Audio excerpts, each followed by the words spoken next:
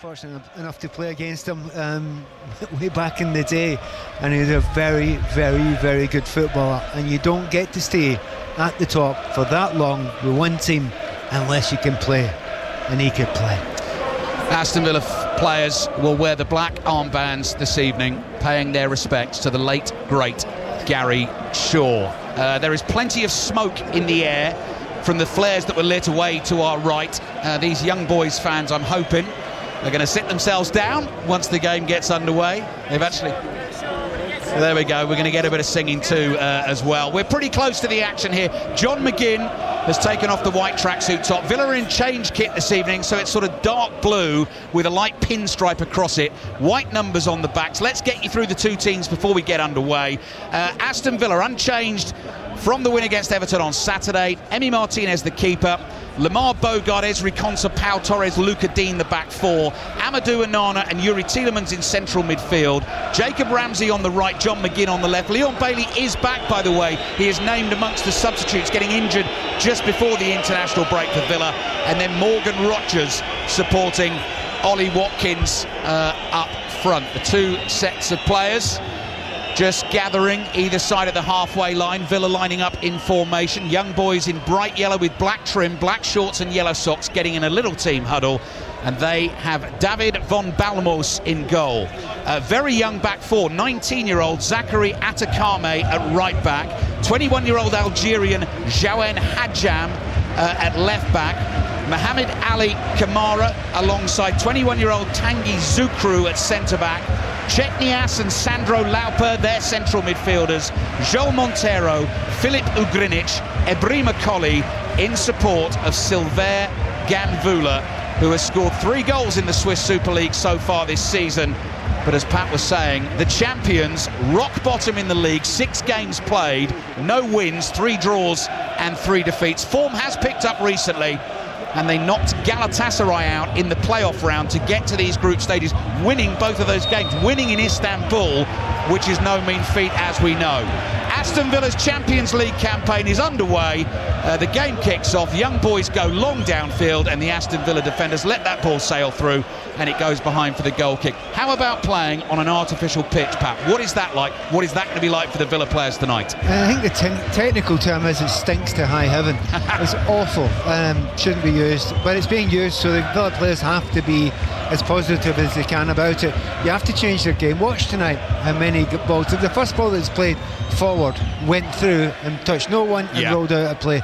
You have to play a different style of football. Everything has to be to feet. Jacob Ramsey chasing early. Atakame goes sliding down on the surface, the right back for young boys, gets a good clearance on the ball and knocks it out for a throw-in. Unai Emery, 10 yards or so in front of us, jet black hair, slicked back as always, pointing his left arm in the air as Luca Dean waits to take the throw from the left for Aston Villa. 5 Live and BBC Sounds, live in Switzerland tonight. The Champions League is back. This is Young Boys 0, Aston Villa 0. Morgan Rogers has lost the ball on the left. Young Boys try and bring it away. They come through the middle of the park. Interception by John McGinn. That'll pass forward in a central area from him. Finds Morgan Rogers, and Rogers plays it back towards the halfway line.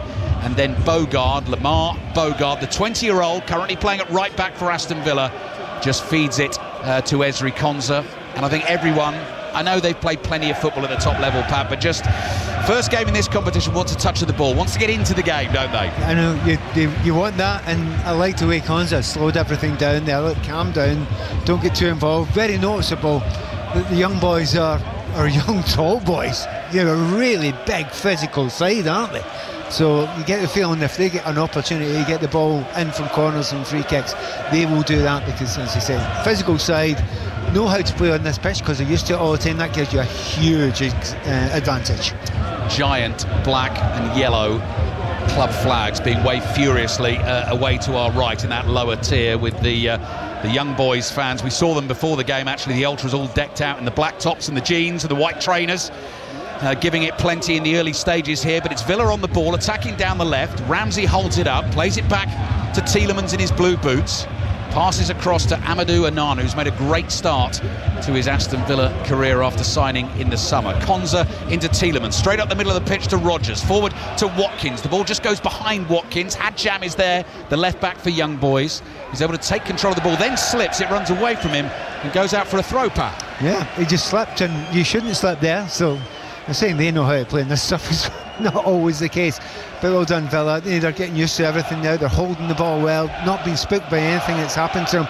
Just intrigued to see, who copes best with what style of players. I have the feeling Ollie Watkins will do okay in this.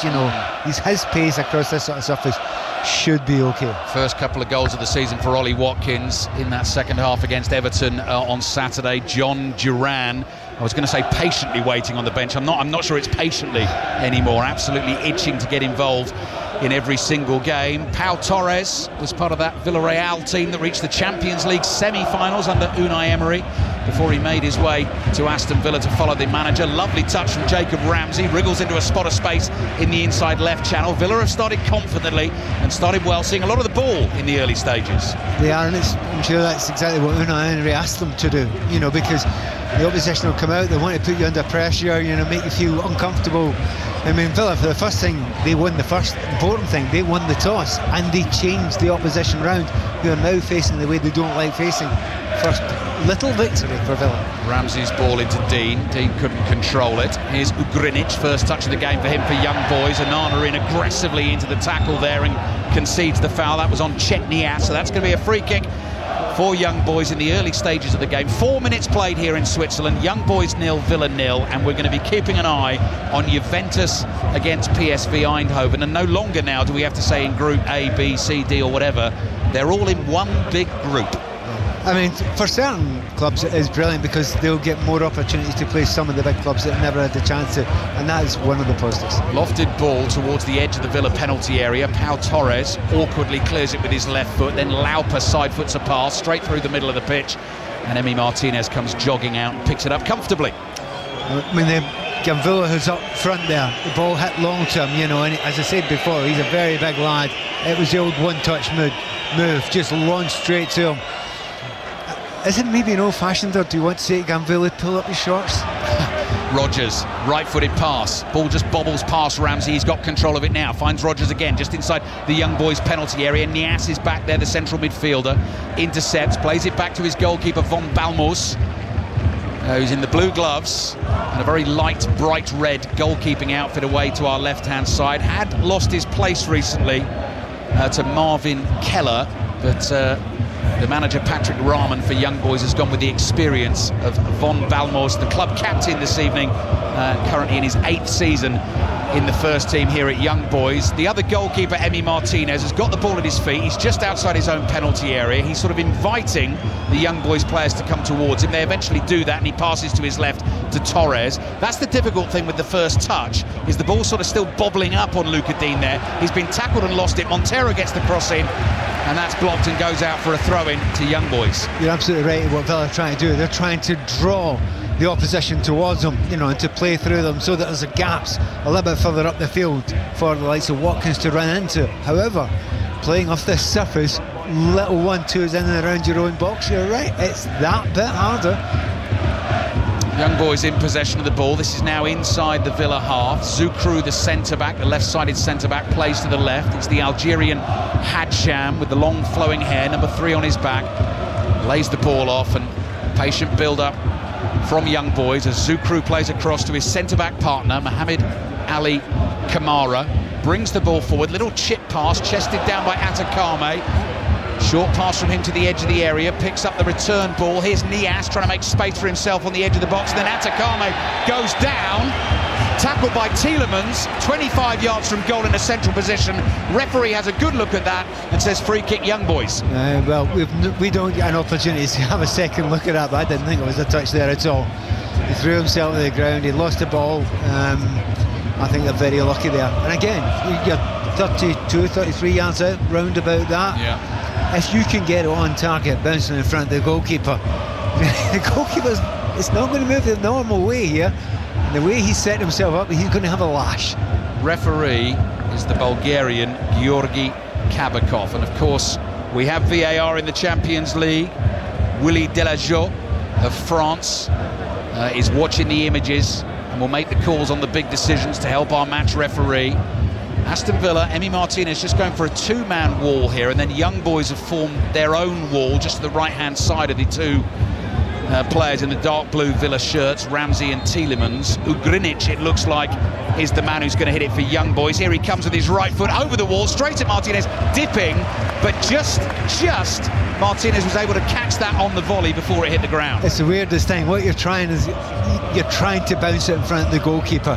You don't usually do that. What you usually do is try and get it on target, usually with power into the corner, preferably the top corner sometimes. However, not in this surface. You zip it low. They were soaking this pitch for about 45 minutes before the game. Well, the pitch and the photographers.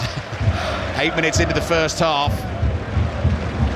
First day of Champions League football 2024-25. New format, 36 teams in one big league. If you finish in the top 8, you go straight through to the last 16. John McGinn on the turn. Floated pass over the top. Ollie Watkins had come towards the ball. Won't get that. Hadjam turns away from Rodgers here. Side foots a pass to Niasse. Niasse plays it back to Zukru. And Zukru calmly plays it across the face of his own penalty area to Kamara. The teams that finish 9th to 24th in the big league will then go into two-legged knockout ties to try and take their place in the last 16. If you finish in the bottom 12 or lose one of those knockout ties, you are out of Europe for the season. And that is it, Pat. I mean, it is pretty simple, isn't it?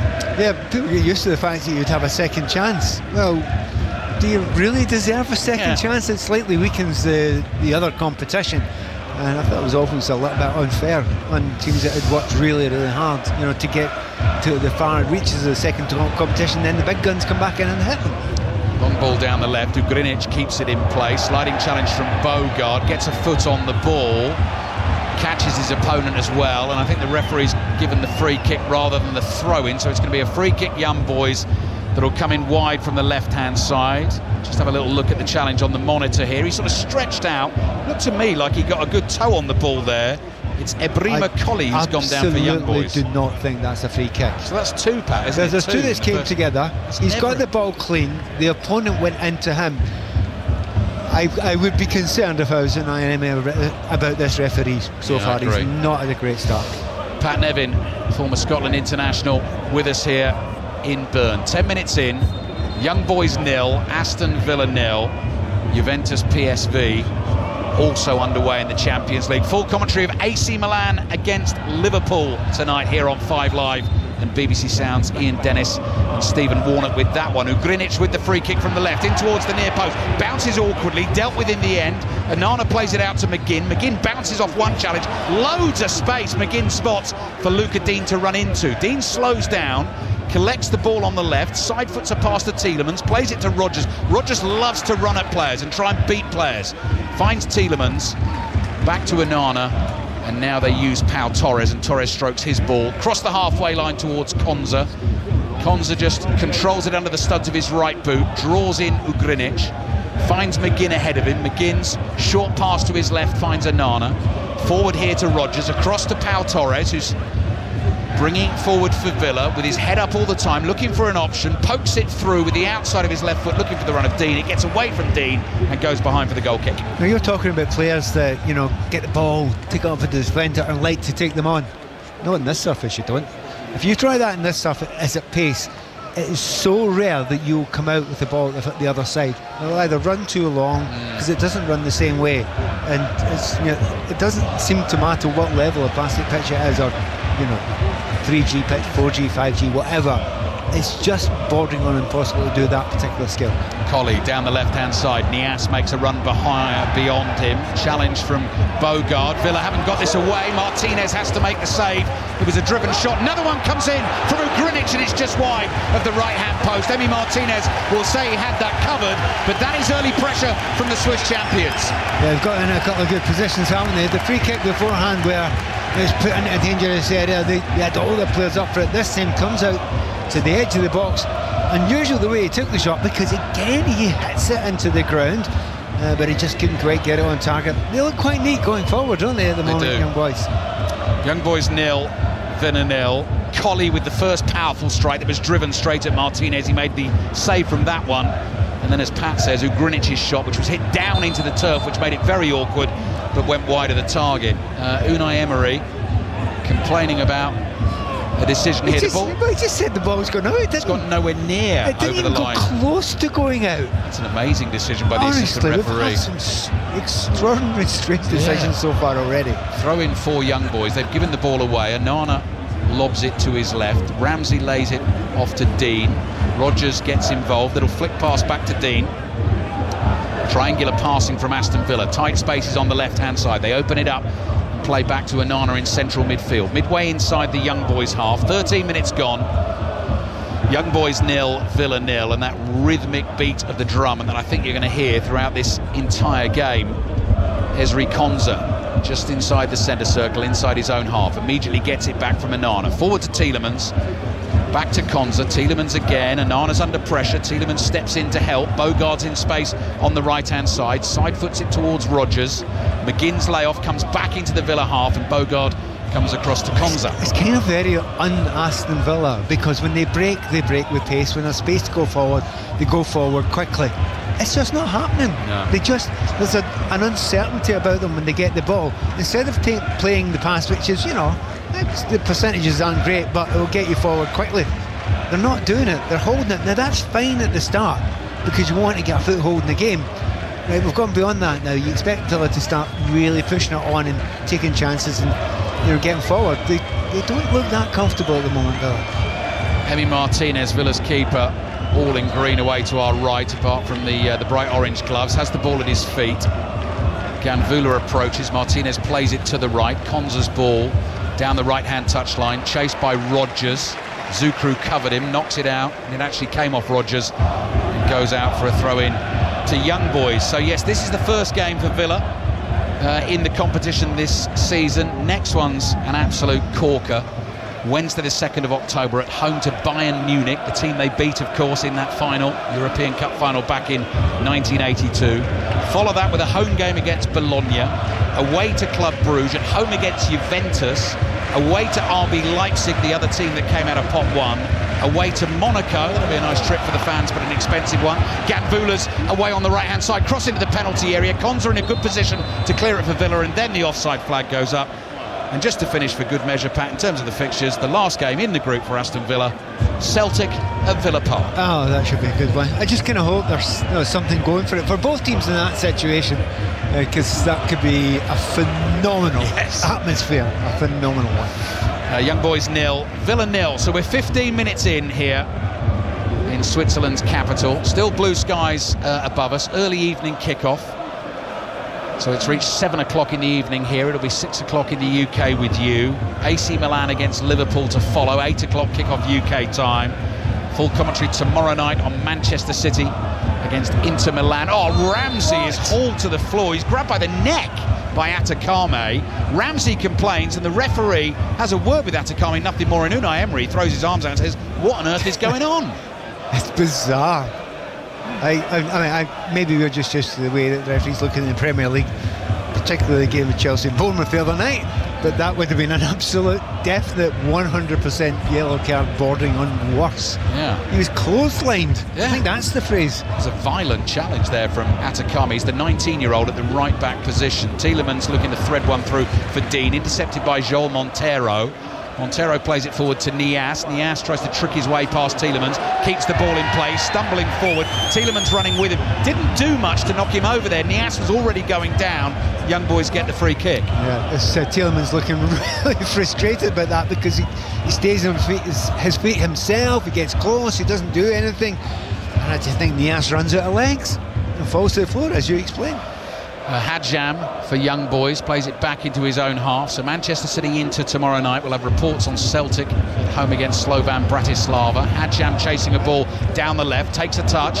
Bogard goes down.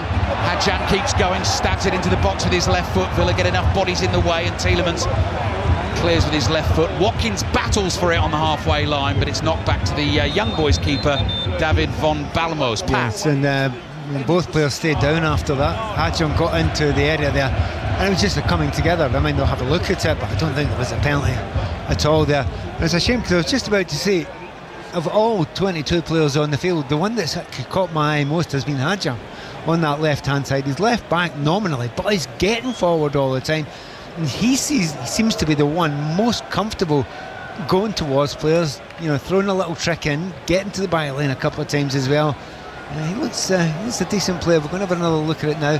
Do you know what? He's flicked the ball away. When you see it in slow motion, follow through. Now, in that we've got the referee we've got just now, he might look at that with the suggestion of a penalty kick. That's interesting, Pat. There's contact between the boots. Hadjam is down. The ball's getting away from him. He flicks it with his left foot as he's falling. And Anana's sort of thinking about clearing the ball and kicks the bottom of his left foot. But it makes no difference to what Hadjam's doing with the ball. Doesn't matter. You're not allowed to kick people. That's the rules. You're not allowed to go and kick people when the ball's not there. So this is definitely going to be looked at. Young Boys 0, Aston Villa 0. Nothing on the big screens above us at either end of the ground that intimate that VAR... I mean, they look at every single incident in the game, but if they are considering a potential penalty here, you'd have thought that will go up on the screen at some point. I wouldn't want a penalty kick for that, because absolutely not deliberate. I don't think anyone from Young Boys is actually calling for it. You know, it's a kind of coming together. The problem was one player was kicked and it wasn't. The Aston Villa player is the one who, you know, undeliberately kicked the opponent in the penalty box. So we'll see what the referee says. As you say, we're not hearing anything, we're not seeing anything. I think he's just going to play on. 19 minutes in, first half in the Champions League. Young Boys 0, Villa 0, and it remains Juventus 0, PSV Eindhoven 0. Referee's coming back to restart the game with a drop ball, Pat. Yes, that's exactly it. I think a bit of relief there from, considering there's been a couple of unusual decisions made so far. A few hearts would have been in mouths there, particularly for Onana. So AC Milan, Liverpool's our commentary from 8. Other teams, other Champions League games tonight. Bayern Munich against Dinamo Zagreb, Real Madrid at home against Stuttgart, and Sporting at home to Lille. League Cup games tonight as well. Ian Dennis will keep you across all of it as it happens. Ball into the Aston Villa penalty area. Konza, great interception. Grinic was trying to run onto that. Bogard clears with his right foot. There is commentary of Manchester United Barnsley on Sports Extra tonight in the League Cup. That game also kicks off at 8 o'clock. Good skills from Grinic, tricking his way down the left. He's tripped and wins Young Boys another free kick. They're getting quite a lot of set pieces in attacking positions here. They are, to be honest. They're growing and growing and growing in confidence just now. They have definitely got the upper hand in this game. Villa, you're sitting back. There's nobody really shining on the Villa side just now. The best you can say about Villa is they've tried to slow it down, tried to slow it and pass it and keep a lot of possession, but they've not really gone anywhere, have they? Juventus have just scored in that game against PSV Eindhoven, so the first goal in this new format, this new league in the Champions League this season has gone to Juventus. Kenan Yildiz has scored it. Juventus 1, PSV 0. Aston Villa have a free kick to defend. 20 minutes gone in Switzerland, still 0-0. Those Villa fans tucked away in a corner of the ground away to our left-hand side. Loads of the Villa flags are out as well. The referee blows the whistle, but that is not to allow the player to take the free kick. That is to go and have a word with everyone in the penalty area saying, I've got an eye on you. Whistle blows again, and it's Grinic who'll deliver with his right foot. In it comes Martinez, leaps forward, punches it clear with both fists. Grinic chests it down to Hadjam in his bright orange boots. Hadjam plays it to Grinic. He's making things happen for Young Boys. Colley with it wide on the left, moves in field, curling shot just onto the roof of the net, and Emi Martinez was certainly concerned about that one, and the Young Boys fans applaud the effort. Yeah, a very good effort. I mean, it's a long way out, but he didn't think twice about it. A lot of power. I suspect Martinez might have got it had it been under the crossbar. That's a really decent effort, and just underlines just now that Young Boys who are, you know, shooting into their ultras on that side, so they enjoy going into that side. But every single player now you can see in that team is growing in belief, but they are particularly dangerous on that left-hand side. Yeah, that is Ebrima Colley, the Gambian, who previously played for Atalanta, who's in that wide left attacking position for Young Boys. Midway through the first half now. Young Boys 0, Villa 0. Luca Dean plays it back to Pau Torres. Torres at walking pace inside his own half. knocks it sideways to Konza. Konza thinks about going right to Bogard, looks up, plays it back to Torres. Dean's making a move down the left. Torres lofts one, looking to get it over the top of the young boys' back four. Atakame back pedals, heads it forward. Here's Montero. His pass forward is blocked. Back it comes to Atakame. Chips it up in the air towards the halfway line. Flicked on by Ganvula. Montero chases it.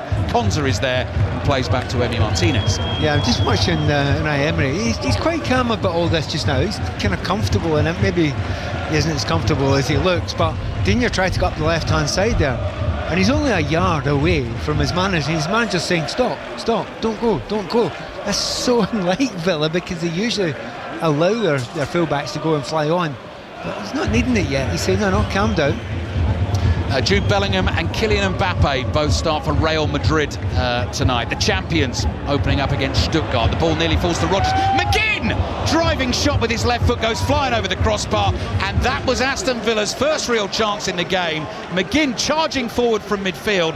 It fell beautifully for him. He couldn't quite keep the shot down. Did I not tell you something? For all the neat little passing plays and moves and try to do it slowly through the midfield, best chance for Aston Villa. Lumped it long, nod down, McGinn gets on the end there. Yeah. I mean, you're talking, this is mega old school stuff, but it's also been the most effective thing. And when John McGinn looks at that again, I could hear your intake of breath.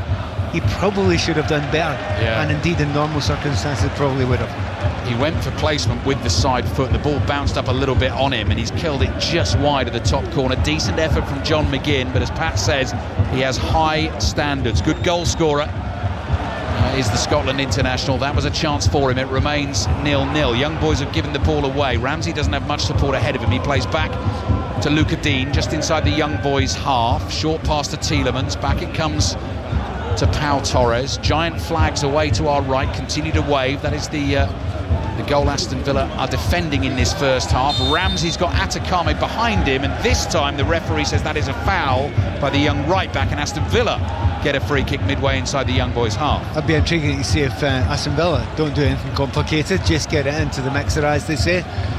Again, in time immemorial, since you've played on artificial surfaces, that's what teams have done. They just say, okay, it's very, very hard to play through teams. Get it in the air, get it in the mixer, try and get the second balls. Here comes the free kick then. Looks like that's what they're going to do. Yuri Tielemans, with plenty of players forward, actually plays a low pass across to Bogard. He gives it back to Tielemans, gets it on the left foot. Now the ball comes into the box, headed away initially. Watkins has a swing at it, doesn't make great contact, and it's cleared away by Lauper and controlled by Tielemans just inside the young boys' half. McGinn in a bit of space on the right-hand side, switches it from right foot to left foot. Low pass to Ramsey, first touch, edge of the box, lays it to Dean. Dean's low cross into the near post is blocked and goes behind for the Villa corner. Now that's what you prefer to see Aston Villa doing. They had about 6 or 7 passes. They were quick. They were all to feet. Don't play in front of anyone. It won't work. All to feet, neat, and because it's done with pace, they get themselves into a good position there. Digne, this time his manager didn't tell him to stop. He allowed them to overlap, got into a dangerous position. Young boys 0, Villa 0. Villa corner, Luca Dean is going to take it. Whole clutch of players gathered together in the right-hand portion of the young boys' penalty area. Dean's got his right arm in the air.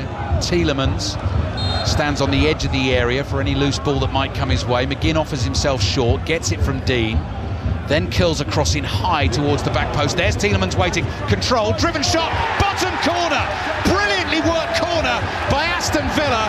The set-piece coach, Austin McPhee, punches the air in delight. McGinn came short, it was all part of the plan. High lofted ball to the far post. Tielemans found the space, got the first touch, and then drove the shot across the keeper. And Aston Villa have their first goal in the top level of European football since 1983. Young boys 0, Villa 1.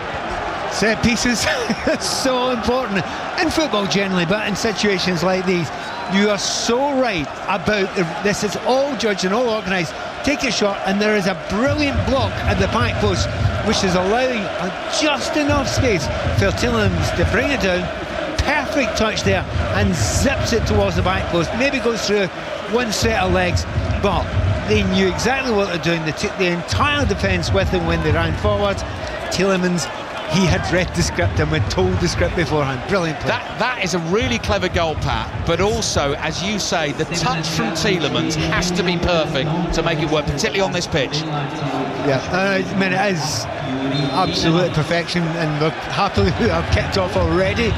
But you want a guy in that back post there who's got a good touch, and also a decent finisher as well, because it's coming out of the air, it's coming at pace, it's then going to get really pushed very, very quickly. Within seconds there were 3 players around them, but he got it down quickly enough. Great goal, great moment, and Villa, from being under pressure for these first 25-26 minutes, have suddenly come out and did exactly what they wanted to do. Young Boys 0, Aston Villa 1. Goal time in the 27th minute. The Belgian international Yuri Tielemans has Aston Villa's first Champions League goal. 2-0 Juventus against PSV Eindhoven. Weston McKennie has scored the second goal for Juve. So they are comfortably ahead at home in their first game of this Champions League campaign. Aston Villa leading 1-0 here. Young Boys on the front foot trying to respond. Sheikh Niasse, Senegalese midfielder, floats a pass out to Colley on the left-hand side. Colley works it back onto his right foot. Lauper is there in support. There's Ugrinic. You can hear the Aston Villa fans telling the Young Boys fans that they support the best team in the world. That is exactly how they'll feel right now. Young Boys still have it. Niasse from deep, lofted diagonal from right to left. Emi Martinez comes for that early and makes an easy catch inside his penalty area. And it's so important when you're playing against a team that do try and get the ball into the box early, you know, and get their big centre forward. Get Villa to go and attack it as well as others. You need a goalkeeper who's willing to go and to command his box. He's commanded his box well tonight, hasn't he? You know, it's that time he comes out to about 17 yards. Before that, coming out and punching corners, he's looking very, very comfortable back there. Lofted ball into the Villa half. Ganvula jumps, beats Torres in the air, but the header bounces into the arms of Martinez again. So before tonight, the last time Aston Villa played in the European Cup, they were in it as defending champions in the 82-83 season.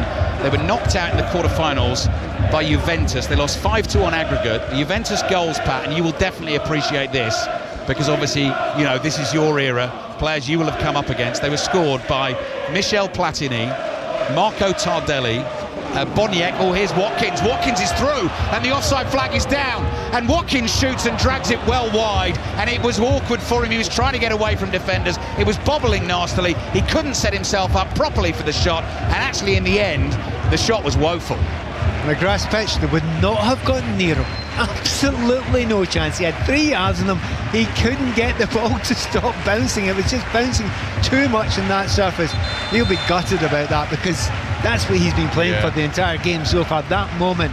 And he gets the moment, but he just doesn't get through in time. And by the time he gets the shot away, the ball's slightly behind him because it hasn't been brought under control, and there are 3 players closing him down. But what a lift for Aston Villa in that situation. They now know that they're dangerous at set pieces, and they now know they've drawn the opposition out and they can get behind them.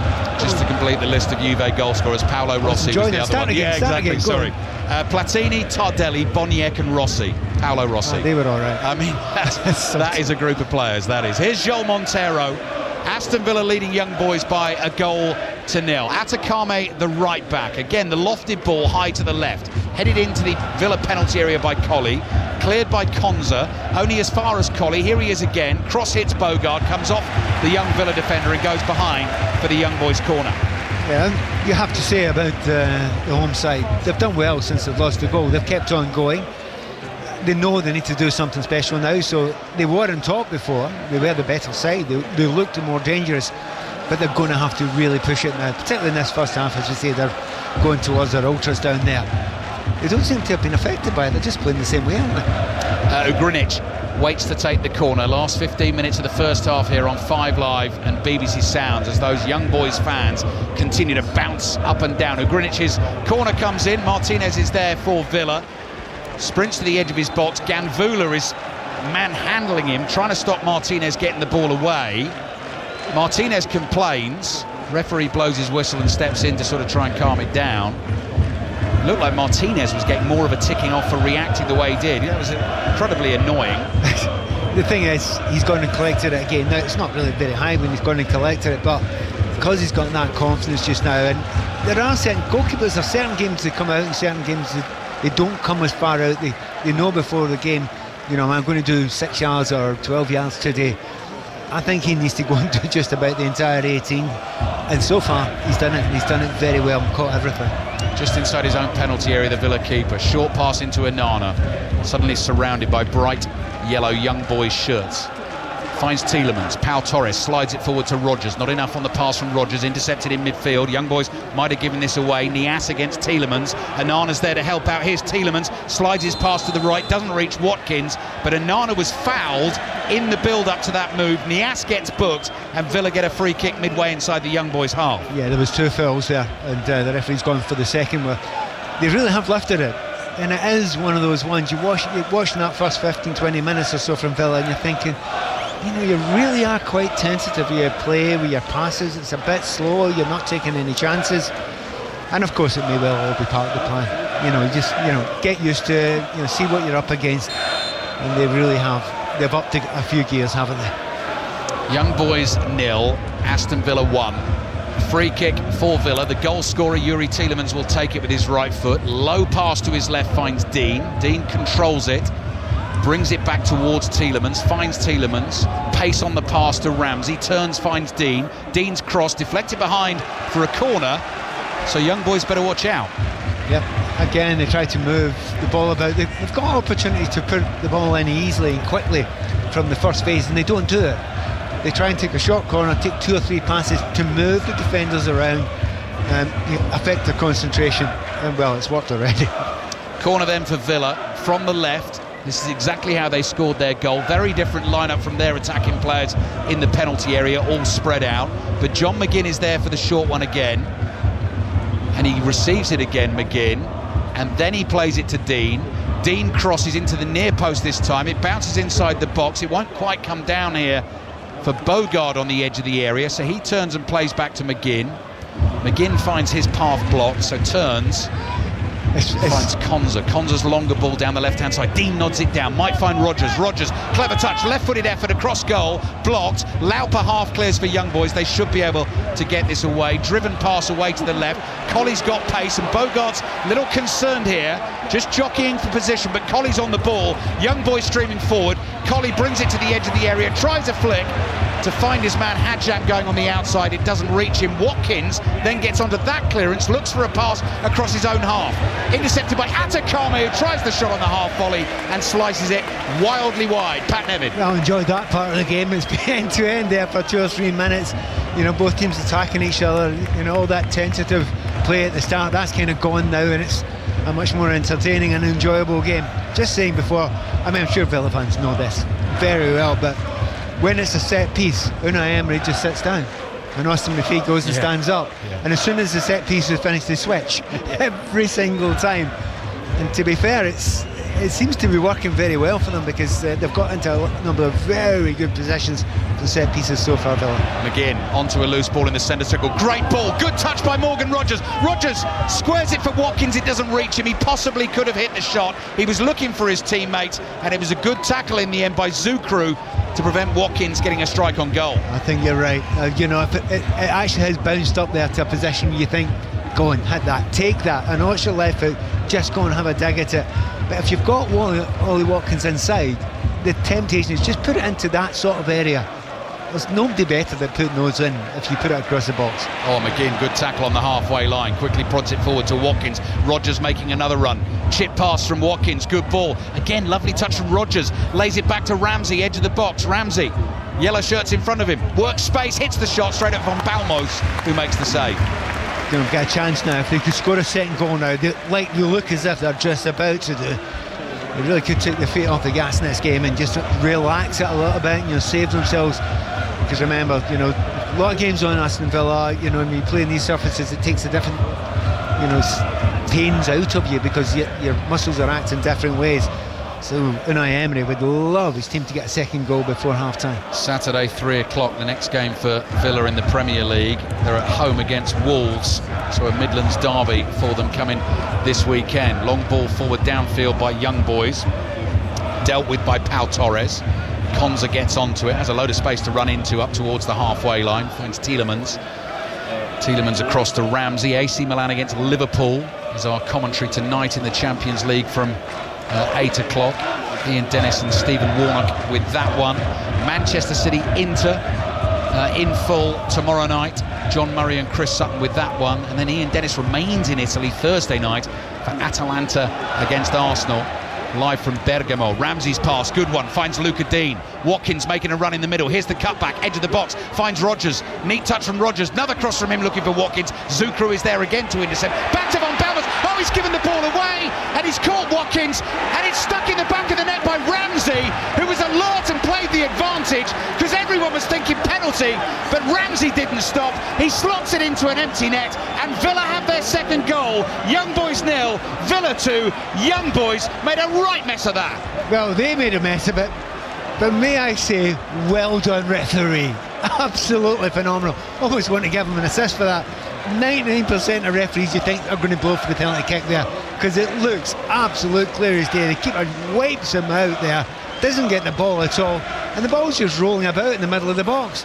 Everyone else has stopped, except one player's not stopped, and it becomes nothing more than a tap-in. So I was saying they looked like they were capable of scoring, but within a minute they have. What a start for Aston Villa. There was a challenge there on Rodgers as he made his little move into the area that very nearly conceded a penalty. Crazy back pass to the goalkeeper. Had a swing at the ball, definitely caught Watkins, but Ramsey, alive and alert, onto that ball. You're absolutely right, Pat. It would have been so tempting for the referee, having seen a ridiculous challenge like that, to immediately blow, but he didn't. Brilliant game awareness. Yeah, I mean, I've said a few things early in the game about the referees not being over impressive. On this occasion, that's brilliant refereeing, because penalties are such a temptation to give. Obvious ones are an incredible temptation. They are checking it, though. Checking it. What are we checking it for? It must be. Given. Possible handball in the box when Ollie Watkins was fouled, fell on it with his hands. Oh, I see. However, in the fact, what are they going to do? Take it off and give him a penalty? Absolutely ridiculous had they gone that way, but they clearly haven't. So in terms of this fledgling Champions League table, Aston Villa and Juventus both leading by 2-0, both on top on 3 points at the moment. More games coming your way this evening. Clever flick from Watkins to find Rodgers. Rodgers' first touch in the last couple of attacking Villa moves has been absolutely superb. Too strong here down the right, gets away from Hadjab, finds Watkins. Watkins shot blocked, might get another go at it. He doesn't, it just scrambles away from him. And Young Boys living very dangerously indeed. Here's Colley bringing the ball up to the halfway line for the home team. 5 minutes remaining in the first half. Young Boys 0, Villa 2. Thrilling stuff. Yes, it has. It's been brilliant the last 10-15 minutes. It's been a great game of football. I say well done, Young Boys. But if you're going to play this long and this open against quality players like Aston Villa, it has to be said you're going to give away chances, and they've done that. There is an injury down the far side. That's a Kame. Kame's not really got up there. It's one of those ones, I think he's caught his leg at a certain angle, and he's got in the turf there, and he's hardly moved. Villa very nearly had a third goal there from Ollie Watkins. Hatakame flat on his back in the penalty area away to our left-hand side. We'll get another look at the chance here for Watkins. Now that's why Hatakame is rolling around. He gets his body in the way, and Watkins' shot strikes him right in the midriff, just below. I think amidships is the Amidships, that's the John Murray. Yes. That's John Murray's very delicate use of words. It has caught him amidships, and he's just catching his breath at the moment. I mean, Pat, Aston Villa back at this level of European football for the first time in over 40 years. As you said, made a slightly sort of nervy, unsure start. First half really couldn't have gone much better. You have to be careful the words you use. Nervy, unsure. I would say tentative. You know, because nervy seems they don't believe in themselves. I get the feeling now, looking back on it, no, we'll just take it easy. We'll not overdo it. We'll not push it too much. We'll see how it develops. We'll become more comfortable with the circumstances, with the ground, with the players we're playing against, and then when the time's right, we'll go for it. And they have. Yeah. And I think it really does look planned. And as we said beforehand, their manager knows European football very, very well. Yeah. Don't give away all your, don't play all your cards in the first 20 minutes. Well, he didn't. He's played a few of them now. and they've all been aces. He's a 4-time winner of the Europa League, 3 times with Sevilla and once with Villarreal. But this is also his 9th Champions League campaign as a manager. Took Villarreal to the semi-finals 2022, where they lost to Liverpool.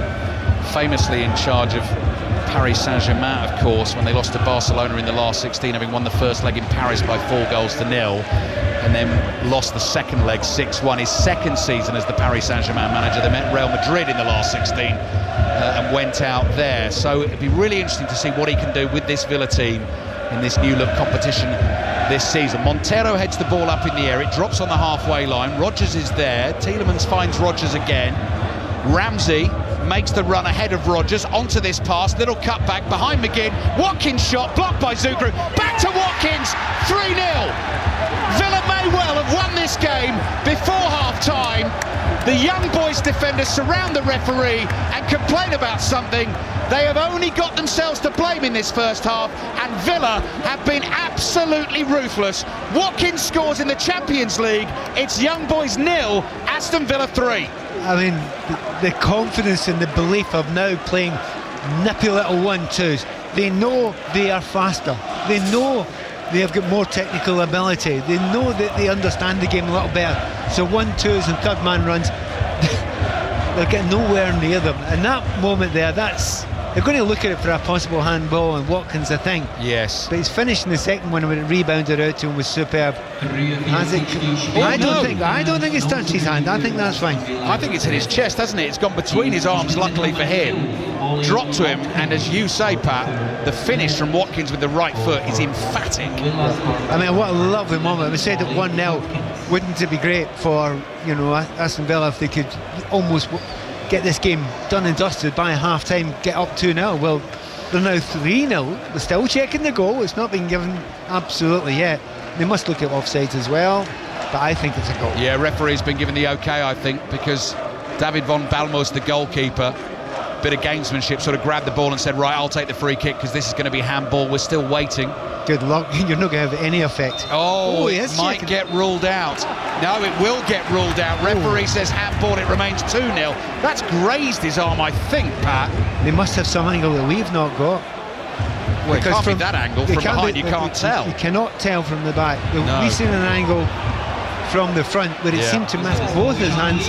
Anyway, well, they've got more pictures than us, and better pictures than us, and we can have a look at it possibly at half-time.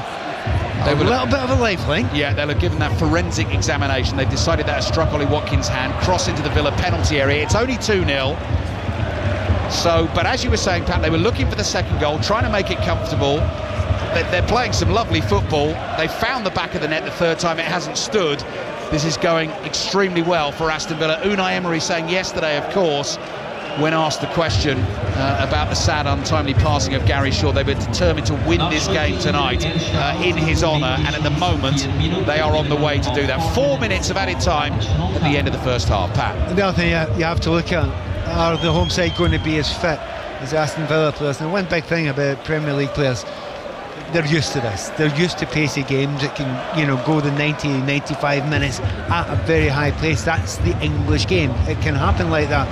If we'll find out if the opposition are up to keeping up with them. Cross into the Villa penalty area. Joel Montero heads it across the box. Anana is there for Villa. Nodded forward by Nias. Ramsey on the half volley. Again, brilliant first touch from Rodgers to bring the ball under control. Ramsey making a good run on his left-hand side. He goes through the middle, looking for Watkins. Won't quite get there. The clearance finds Hadjam, the young boy's left back, who collects it inside his own half. But every single time Villa come forward at the moment, they are looking very dangerous. Yeah, and it's because the game has lengthened.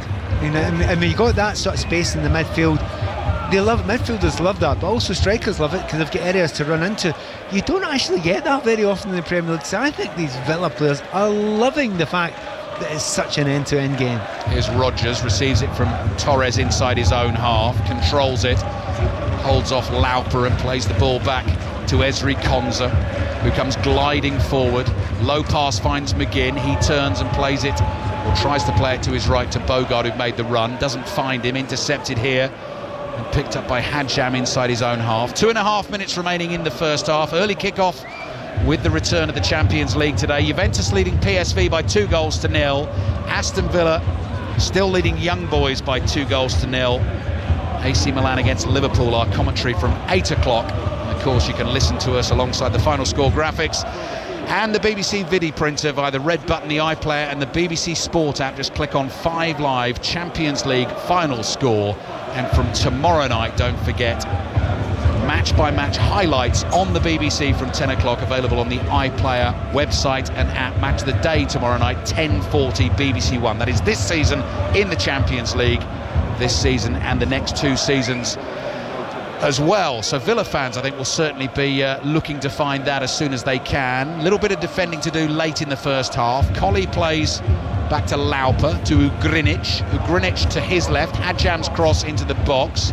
Tielemans sticks out a right leg, controls it, it's knocked to the floor by Montero, and Aston Villa get the free kick. And you think if you are the young boys, you've got to get a goal back quite soon, if not before half-time, then quite soon after half-time, or else this game could be beyond them.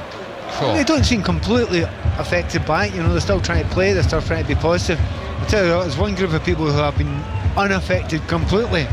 Those young boy supporters, they have not stopped bouncing up and down from the start of the game, have they? Top production from producer George as well. 4 coffees have arrived even before the half-time whistle. Now there's a man who knows his way around the Champions League stadium. Just that waft of coffee beans floating in the nostrils. Lovely. Thank you, George.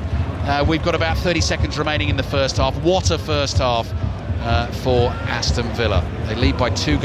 Tielemans and Ramsey with the 2 goals. Ollie Watkins' 3rd goal ruled out for a handball. I think deliberately handball it, of course. The ball just bounced up from his initial shot that was blocked and must have hit him on the arm at some point for them to rule it out. We couldn't actually see it on our replays. Here's Tielemans just inside the young boys' half. Back to Torres, cross to Dean. Tielemans again. Aston Villa just keeping the ball, taking it towards half-time. Back it comes to Emi Martinez, who's played his part in this first half as well. Ball at his feet inside the penalty area, lofts it long, and there goes the half-time whistle. Aston Villa back in the European Cup, now the Champions League, for the first time since 1983. Took their time to begin with, sussed out the opposition, found their way to play on this pitch, have scored themselves 2 very good goals, thought they had a 3rd as well. That has gone quite brilliantly, Pat Nevin. That was a very, very mature first 45 minutes. You know, you're looking at them, you're thinking you're second best. 10, 15, 20 minutes in, you begin to wonder, have they really now been affected by this plastic pitch? Are they unsure of themselves? All the negatives. But you look down in front of us, and Unai Emery completely nonplussed. The plan was there, they knew what they were doing, and when they got a couple of little chances, then they got a couple of free kicks, beautifully worked for the first goal, and after they got that, you could just see the players looking around at themselves and thinking, we've got this. And they scored a second, they were unlucky not to get a 3rd and maybe even a 4th, and at this point in time it's very hard to see any way young boys are going to get back into this. Exciting night for Aston Villa, an important night for Aston Villa, as we were saying, a poignant night for Aston Villa, and so far a great night for Aston Villa. Half-time in Bern, Young Boys 0, Aston Villa 2. And it feels like more than that 2-0 scoreline, as you say, because of the chances that Villa have had, but also because of that goal that was chalked off. And I know you'll probably see some more replays at half-time of that, but it's really, really difficult to see where the handball from Ollie Watkins was that caused that goal to be disallowed, certainly given that it wasn't given as a handball on the pitch, that there really didn't look like there was enough on it to overturn it. But Pat, a really well-worked first goal.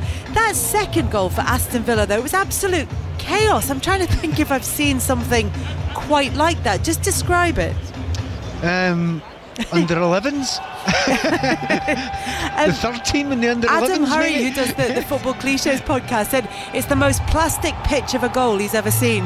Absolutely, that's a brilliant description of it, because no one can get control of the ball, and they play a pass back, which they obviously can't play it quickly back to a goalkeeper, because if you do zip it back, you can't control it on this pitch. So you've got 2 or 3 things in your mind that you would normally wouldn't have for the pass back. By the way, you shouldn't be passing it back right there within 8 yards of the goal anyway without having a look.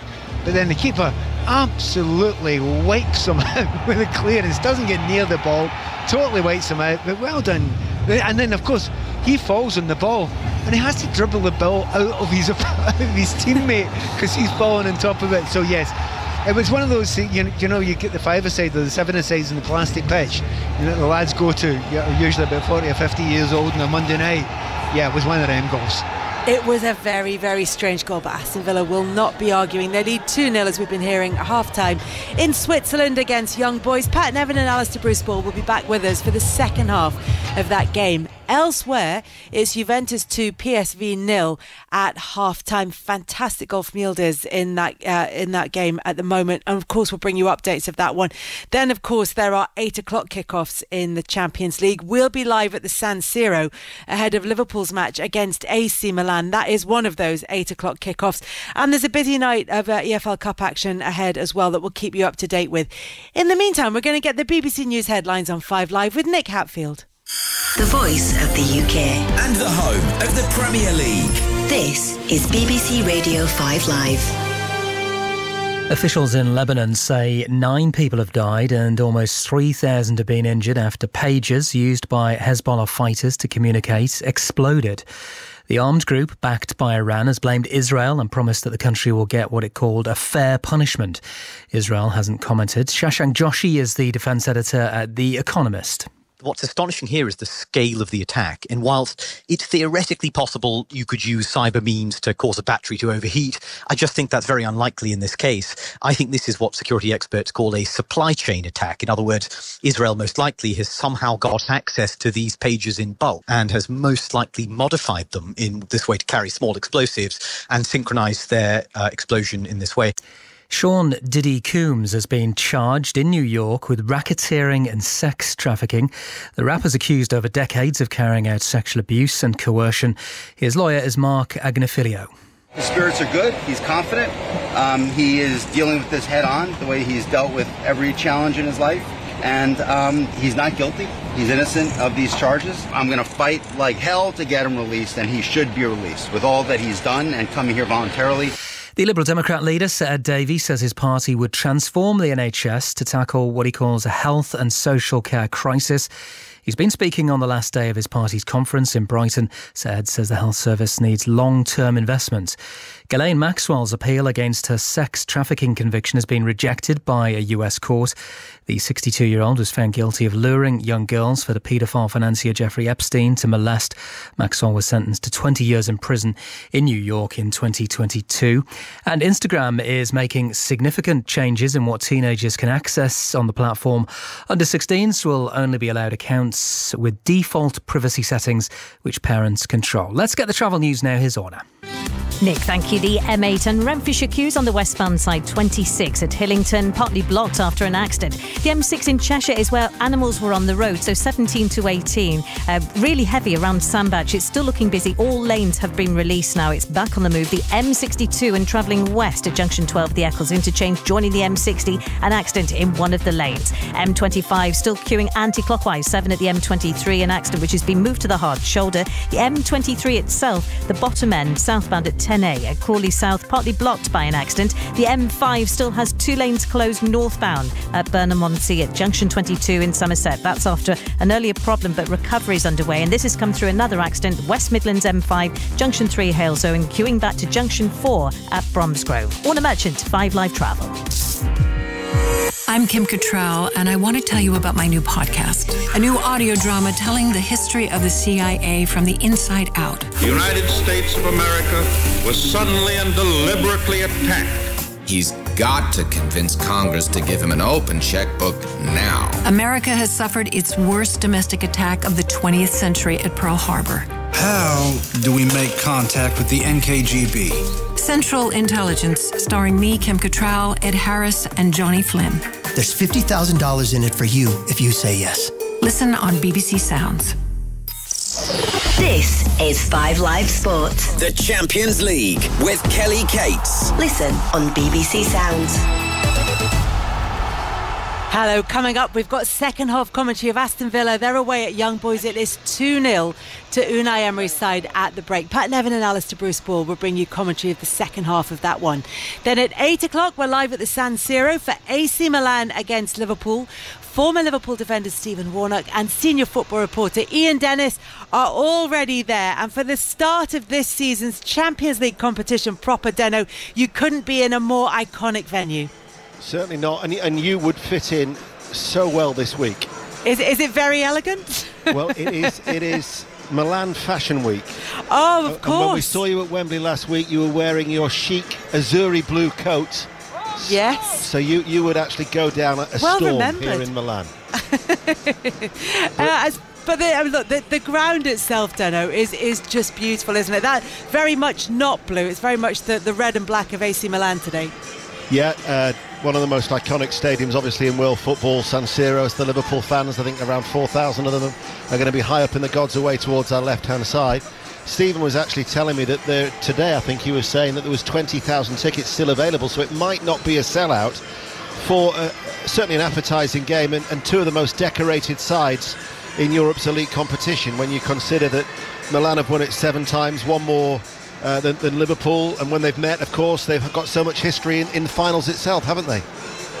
Absolutely, there is history in both 2005 and in 2007. But Stephen, in terms of the more recent history, Liverpool are coming to this off the back of the defeat by Nottingham Forest in the Premier League.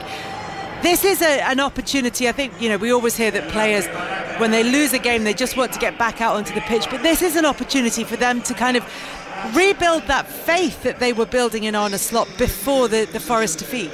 Yeah, I think there's a lot of expectation around Liverpool, and especially going into that the Nottingham Forest game, and belief was there that this was something different that Liverpool were showcasing on the pitch. And I think what we're going to see throughout this season, or the first few months of it, is a few ups and downs and a few bumps in the road, because they are still trying to transition out of that high-intensity pressing and high-energy football of Jurgen Klopp, and now they're trying to be more pragmatic and more patient in the way that they build things up, and that will creep back in every now and again, that Jurgen Klopp style of play. And it's up to the staff and the players to try and slow themselves down a little bit more, try and find that extra pass at times that they need to find. And I'm sure, looking back on the game, Arne Slot will have learnt a lot about the players, but the players will have learnt a lot about what needs to improve on the pitch. Interesting that he didn't make any changes for that game against Forest, particularly knowing that he had this big game in Milan coming up. Have we got any idea of what he might do for this one? I think he'll make changes. I think he'll make a couple of changes. As to who, I'm not too sure. I spoke to Deno before, and I was saying possibly Diaz after coming back from a long, exhausting trip out in South America, but also because of the intensity in which he plays at and how he plays the game. I was surprised, if I'm being completely honest, Kelly, because I thought he would rotate a little bit more, even within the Premier League, and give other players an opportunity to play. But he obviously felt that continuity was a big thing, and also to get the patterns of play that he's trying to produce on the training pitch, to understand them and get them onto the pitch more frequently, and as getting the players used to those ideas. And I think, listen, changes will happen at some point tonight, and it just depends who he decides that he wants to change up. Kelly, I can actually tell you that Stephen's called it spot on, because the team's just been announced, and as he quite rightly says, Luis Diaz doesn't feature. And just having a quick look through, looks like it's going to be 2 changes from the side that lost to Forest. So Cody Gakpo comes in for Luis Diaz, and the other change is Tsimikas at left back for Robertson. So Alisson in goal, Alexander-Arnold, Van Dijk, Konate, Tsimikas, McAllister, Gravenberch, Szoboszlai, Salah, Jota and Cody Gakpo. Dano, thank you very much. Perfect timing as always, and chance for Liverpool fans to digest that team news before we're back at the San Siro for the build-up to that game at 8 o'clock against AC Milan. Stephen Warnock is there for us as well, and they'll bring us commentary of that one. Manchester United get their League Cup campaign underway against League One Barnsley. We'll have updates of that on 5 Live Sport, and there's full uninterrupted commentary on Sports Extra and on BBC Sounds. That one kicks off at 8. Lee Blakeman and former England goalkeeper Paul Robinson are going to be watching this one for us. We keep hearing about Erik ten Hag's trophy haul at Manchester United, and that, rather than league performances, seems to be what has kept him in a job. So this Lee, is an important competition for Manchester United. He stressed that in his pre-match press conference, Kelly, didn't he, yesterday, saying he's targeting a cup, therefore the Carabao Cup is one of significant importance. I found the whole press conference with Erik ten Hag yesterday fascinating, to be honest. Very coy on his team selection and how different his team would look compared with the one that started at Southampton on Saturday, which I found quite odd, given that, no disrespect to Barnsley, they're hosting a team 2 leagues lower than them. So it shows you there how seriously he's taking this competition. He did say Mazraoui, Martinez, De Ligt had all recovered from minor knocks at the weekend. Added that Anthony would have to earn the right to play, though. Another line that I found absolutely fascinating. Anthony only having played 1 single minute of football so far this season. So plenty of questions, as ever, surrounding Manchester United coming into any game, it would appear these days. But I tell you what, I'm really excited for the group of people away to my right, the Barnsley fans who are in the ground already. What a big night out it is for them after a really impressive start to the season, 7th in League One. Yeah, really impressive start to the league season, and we'll be able to tell when we get the team news in how important this competition is going to be for them, given that there is a trip to Old Trafford. And what we've heard from Ten Hag, as Lee was outlining there, Paul, is that Ten Hag's talking this up, and it sounds as though he's going to go pretty strong with his team selection. Well, he has to, doesn't he? I think the pressure of Manchester United manager, and like Lee says, I think most weekends and press conferences and pre-match press conferences, he's almost justifying his existence, isn't he, as Manchester United manager, by saying, look, I won this trophy, I won that trophy. But actually it's regular performance, it's performance in the league, it's competing at the top of the Premier League. You look at last season, if you believe what you hear and what you read, they looked for a successor to him before they offered him a new contract. So he's got his back to the wall this season. He's under pressure. He always is going to be as a Manchester United manager. A trophy, will that suffice again? I don't honestly think that a Carabao Cup success this season would save him his job if, in fact, Kelly, he actually makes it that far to the final. Paul and Lee, thank you very much for now. Paul Robinson and Lee Blakeman keeping you across everything that happens in that game between Man United and Barnsley. Remember, there'll be commentary of that on Sports Extra. And the Barnsley head coach, Darryl Clark, will be on tomorrow's 72 Plus EFL podcast with Aaron Paul and Joby McAnuff. You can find that on the Football Daily feed on BBC Sounds. We'll be looking ahead to the rest of the key games in the EFL Cup this evening throughout the build-up to AC Milan against Liverpool and throughout the second half of Aston Villa's game in Switzerland, where they are 2-0 up against Young Boys as we head into the second half with Pat Nevin and Alistair Bruceball.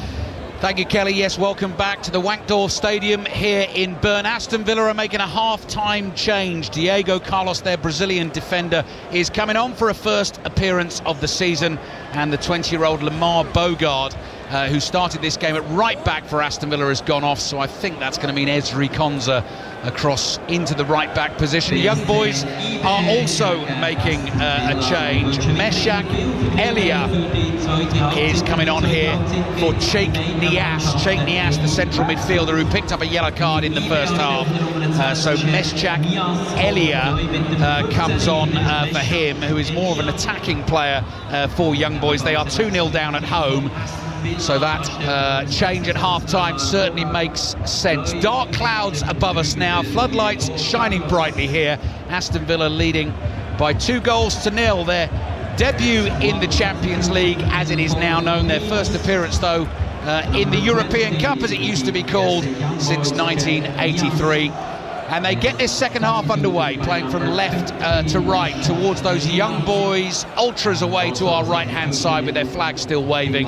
Emi Martinez, the goalkeeper, has the ball at his feet. He's given it away early on. Lauper goes charging into a challenge on Onana and has caught him. He jumped into that challenge, Lauper. He's hurt himself as well, the Young Boys midfielder, but he is going to get himself a yellow card for the challenge too right at the start of the second half. Pat Nevin. Yeah, just a little bit rusty, not ready for it, and I was taking a few hits recently. Obviously I had to go off in the last game, and he's came back, but didn't think it was a particularly vicious one there. Was going committed to it, but he's got the yellow card. He was stretching, wasn't he? And he tried to get there, just didn't quite get there in time. I was going to say I suspect Onana will be okay, but I thought it was going to be the last time and he wasn't. Oh yeah. I thought he wasn't. Do you mean the Everton game where he went off at half-time and Ross Barkley came on? Yeah. And they lost a goal out of the injury he got. Right, he was expecting a free kick, wasn't given a free kick. Drove away, lost a goal. He stayed down for quite some time and then didn't come back out for the second half. Back up and hobbling Amadou Onana. Aston Villa then line up like this in the second half. Emi Martinez in goal. Konza now at right back. Diego Carlos alongside Pau Torres in the centre of defence. Luca Dean at left back. Onana and Tielemans in central midfield. Jacob Ramsey on the right. John McGinn on the left, although at the start of this second half McGinn is on the right and Ramsey is on the left, and Morgan Rogers in support of Ollie Watkins through the middle. Nice 1-2 between Onana and Tielemans. Tielemans looking for the run of Watkins. Zukru slides in and makes a desperate last-inch block on that pass to prevent it getting to Ollie Watkins. That option is certainly there for Aston Villa again right at the start of the second half. Here come young boys though down the left. Ganvula wins a header, nods it down to Colley. Colley's cross into the box. Torres is there, powers a header away for Aston Villa. There's the substitute Elia, who's battling with Jacob Ramsey for the ball, and the assistant referee points the flag in the direction of Aston Villa, and that will either be a throw-in or a free kick to Unai Emery's team. Just a moment ago, the through ball that was attempted to Watkins was fabulous, just cut out. But you know what Watkins is like, he's always on the shoulder. It sounds easy, but his timing in his runs is always good. But you know, at the moment it's been brilliant. It's timed it perfectly. Just a shame the ball didn't slip through. But the way that the young boys are playing just now, there are going to be more opportunities for them. Aston Villa leading by 2-0. David von Balmos is the goalkeeper for Young Boys, the club captain.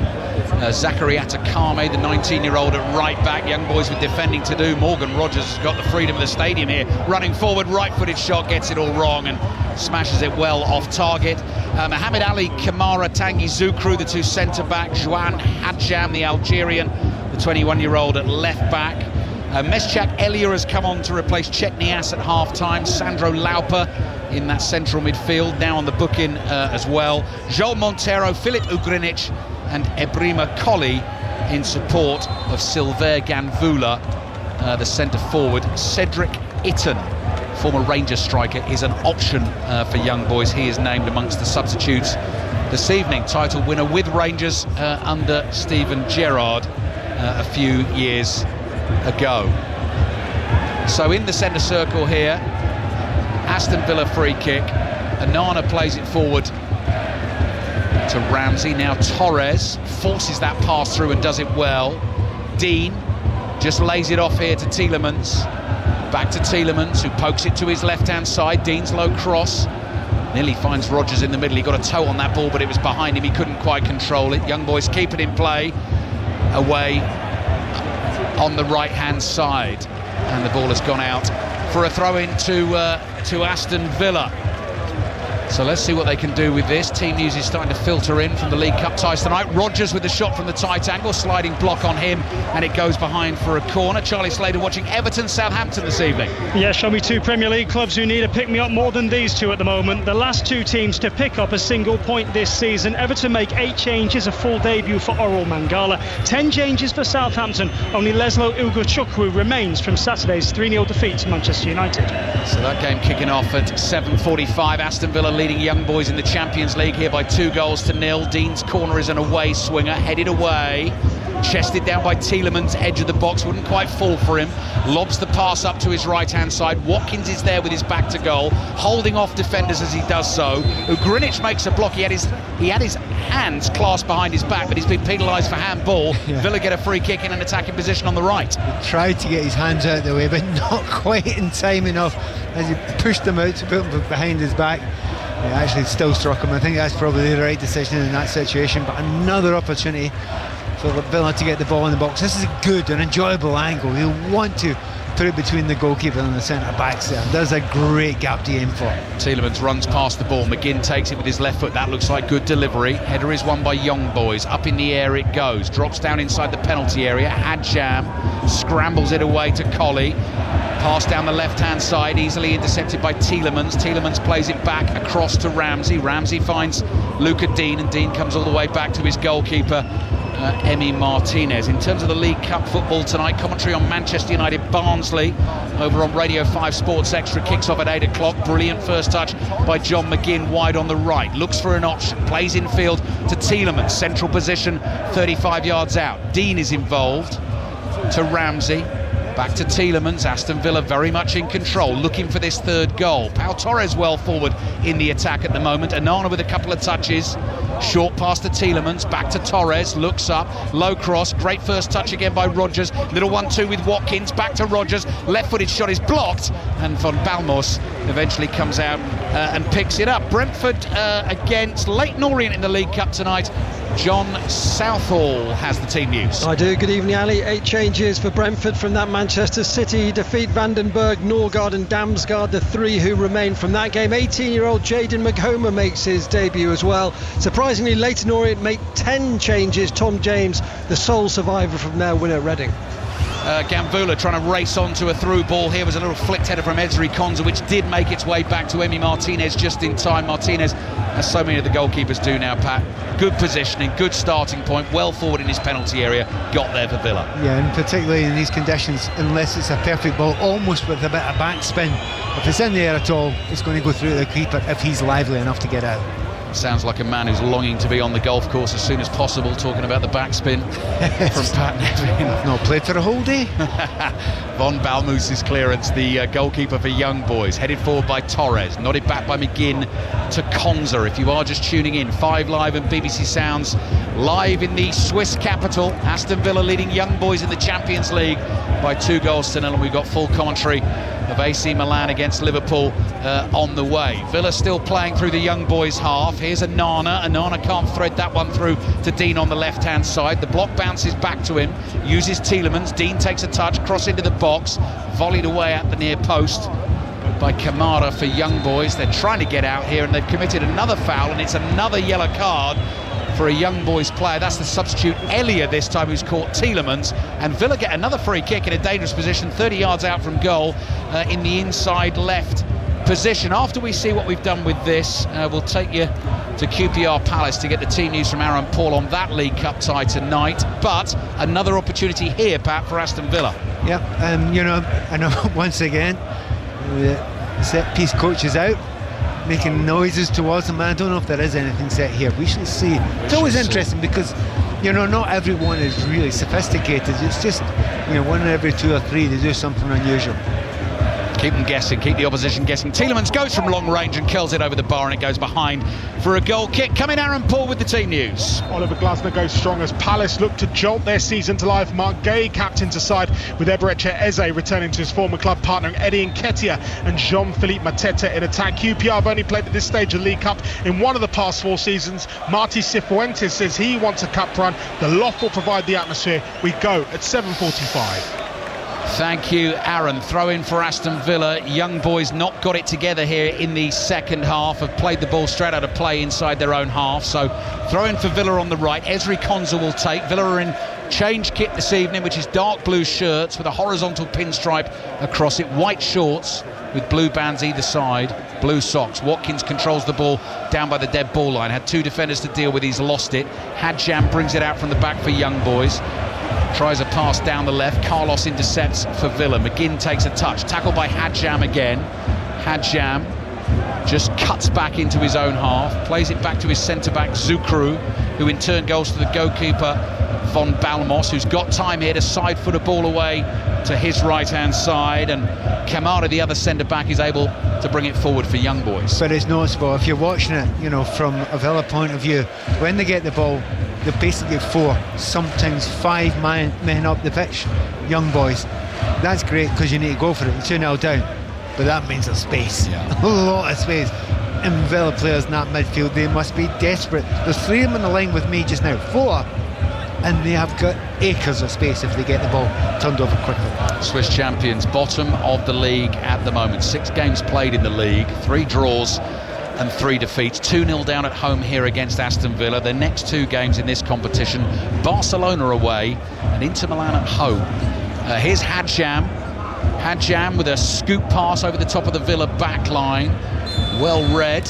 by Diego Carlos. Offside flag goes up, so Aston Villa will get a free kick.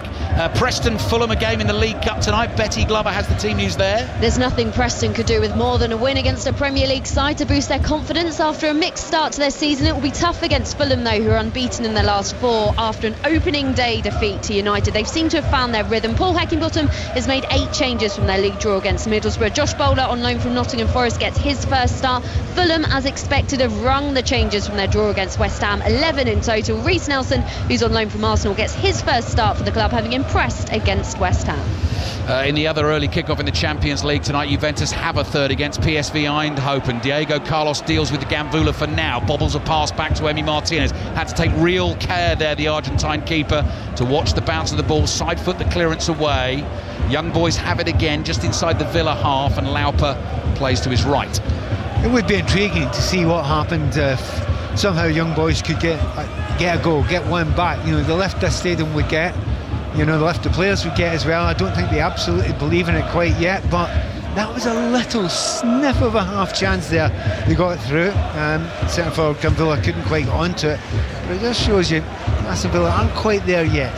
Tielemans finds Rodgers, who's been very impressive again for Aston Villa tonight, and that is a lovely zip pass into the feet of Watkins, running away from defenders. Low pass to his right, and now Tielemans has Luca Dean in support on the left-hand side. Ramsey, Rodgers, clever little touch. Dean trying to run onto it. Young boys defender there just in time, hacked away by Kamara, and out for a throw into Villa in an attacking position on the left. Well, I'm happy you mentioned Rodgers there, because I think he has caught the eye probably more than any other player on the field. I mean, at the start of the game there wasn't a great deal happening up front for Villa, but as it's developed, he's selfless. His touch has been absolutely brilliant, and he's got a great eye for a pass. 12 minutes gone in the second half. Young Boys 0, Aston Villa 2. You're listening to it on BBC Radio 5 Live and the BBC Sounds app, as always, if you're on the move. We've got AC Milan against Liverpool to come. Ian Dennis will keep you updated on the other Champions League games tonight. The 7 ties in the League Cup, one of those perfect nights to listen to the commentary alongside the final score graphics and video printer. That's the red button iPlayer or BBC Sport app, where you can find that. Click on 5 Live, Champions League final score. Tielemans being chased and harried by Ugrinic. The ball is played towards Onana. Tielemans is everywhere for Villa at the moment. Gets onto it, drives forward, 25 yards out, curling shot straight at the goalkeeper Von Balmus, and he makes a comfortable save and clutches the ball into his chest. You're right about Tielemans as well, but he's got big space in that area as well, and he knows it. And as I say, you don't often get that in the Premier League in England, but he's getting it just now. And when he gets the ball, he drives forward, and they just don't know what to do with him. As soon as they go towards him, he slips the ball in. He's been a very intelligent player tonight, Tielemans. I think people who've been listening to our coverage of Aston Villa so far this season on 5 Live might well guess who the first substitute is going to be this evening. I'm looking forward to this, actually, Pat. John Duran is coming on. It's funny, when I first saw him, when he first came in, he did look very raw, but I think there's much doubt now that there's a lot of talent there, and he showed it not just with the goals he scored, but a lot of his build-up play has been good. A lot of his hold-up play has been good, and he would love to get another goal tonight. Look on Ollie Watkins' face says everything. He knows why he's being taken off, because this game, okay, it isn't won yet, but John Duran is a very capable replacement for him. Unai Emery sort of doesn't apologise, but just says, look, you understand, plenty of games coming. Wolves at home on Saturday. Watkins is obviously going to start that one. Thought he had a Champions League goal tonight. Watching the replays again at half-time again, cannot see that the handball there that the video assistant referee has spotted. I mean, having a conversation, Pat, with a couple of our television colleagues at half-time, suggesting that the referee sort of guessed that it might have hit his hand. I would completely agree with that. He saw his hit his chest. To explain to anyone who can't see it, it's gone past his arms, hit his chest or his stomach area, and then dropped down. So he's guessed it has hit his hand. He cannot see that. He's guessed it. Gambula with pace down the left-hand side for Young Boys. Cross blocked by Onana. That's going to be a corner for the Swiss team. We've reached the hour mark here in Switzerland. Young Boys 0, Aston Villa 2. All the reaction at the end of the night to the Champions League football and the League Cup ties tonight, and all the football stories will be in the Football Daily podcast for you, as always, available via the BBC Sounds app. And here's the corner for Young Boys, trying to get back into this game. in this new format of the Champions League this season. The first of 8 games for both teams. Curling corner into the far post. Danger in there. Aston Villa felt there might have been a push on their defender at the back post. It's gone all the way through, beaten everyone, and gone behind for a goal kick. So Manchester United Barnsley in the League Cup tonight kicks off at 8 o'clock. Full commentary on this one on Radio 5 Sports Extra. Lee Blakeman has the team news. 8 changes for Manchester United from the Southampton game that you were at, Ali, on Saturday, with Darlow, Eriksen and Marcus Rashford, the 3 to stay in. Anthony starts for the first time this season. Ugarte comes in as well, while Buendia is the keeper. Barnsley make 4 changes themselves, the key one seeing Davis Keylor-Dunn miss out because he's cup tied. Thank you, Lee. Paul Robinson, part of the commentary team at Old Trafford tonight. That's on Sports Extra. Onana, he did well there. Martinez played the ball to him. He held off Ugrinic, kept his balance, has brought it away. Ugrinic claimed he was caught in the face by a stray arm. The referee is going to continue play, I think, as he should. Ugrinic has gone down holding his face, but if the referee saw that, I think he'll know that's not a serious head injury. Villa have lost it now on the edge of the young boys' box. They're trying to play out down the right. Luca Dean is able to block that, plays a pass forward. That's deflected out of play for a Villa throw, and young boys are about to make a double change. Alan Virginius, the 21-year-old Frenchman, will come on. He's on loan from Lille here this season. And number 22 is left-back Abdou Conte, who is going to come on for Hadjam, who actually, as you said in the first half, Pat, has been one of the more impressive performers for the home team. Yeah, he's a very decent player, Hadjam.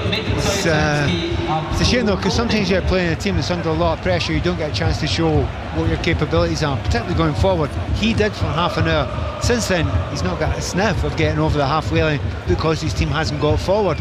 But no, he's an impressive player. Throw in for Villa, leading young boys by 2 goals to 0. Tielemans plays the ball back towards the halfway line. Tomorrow night from the Champions League, full commentary from the Etihad Stadium of Manchester City against Inter Milan. Thursday night, Atalanta against Arsenal, and then we're back into all the Premier League action at the weekend, including the big one on Sunday, 4:30, live and in full on the BBC. Manchester City against Arsenal. Dean's lobbed cross into the edge of the penalty area. Lauper is there, back for young boys, volleys it away, and it goes out for a throw-in to Aston Villa on the left. And Unai Emery continues to pace. Well, he knows now that, you know, the game's there. That I would say young boys have had the best 4 or 5 minutes they've had for quite some time without being brilliant. Here's McGinn, 25 yards out. Short pass to his left to Onana, ships it on to Tielemans. Forward it goes to Ramsey. Dean makes the run down the left, receives it. Cross comes in, it's behind Rodgers. Chested down by McGinn. Might sit for him here. Gets the shot away eventually. Blocked. Then Ramsey hits one. Von Balmoos tips it over the crossbar. That was screaming towards the roof of the net. Yeah, when they lift the pace, they are special. You're right. Emery was saying, look, wait a minute, he's going to sleep slightly here. We need to lift it again. And immediately they do. And again, down the left-hand side, they look very, very good. Digne, time and again, overlapping, looking dangerous, dragging players away. And when the ball's played in the middle, there's at least 2 or 3 midfielders getting in there, ready for the cutback. And McGinn had a chance, he couldn't quite get it. But great save in the end by the goalkeeper. Aston Villa very much enjoying life, back at the top table of European football, leading young boys by 2 goals to 0. Last appearance in the European Cup back in 1983. They switched corner takers here. The home fans boo. They think Villa are wasting time. Short one to McGinn from Tielemans. Lobs the ball into the penalty area. Might fall here for a volleyed effort by Duran. Scuffs it slightly. It skids away. It's blocked and goes behind for another corner. Difficult one for Duran there. It's behind him. It's coming out of the sky. You know, it need to be something extra special. But I said to you before the game, when he comes on, he's going to shoot every time he gets the ball. Well, so far, so good.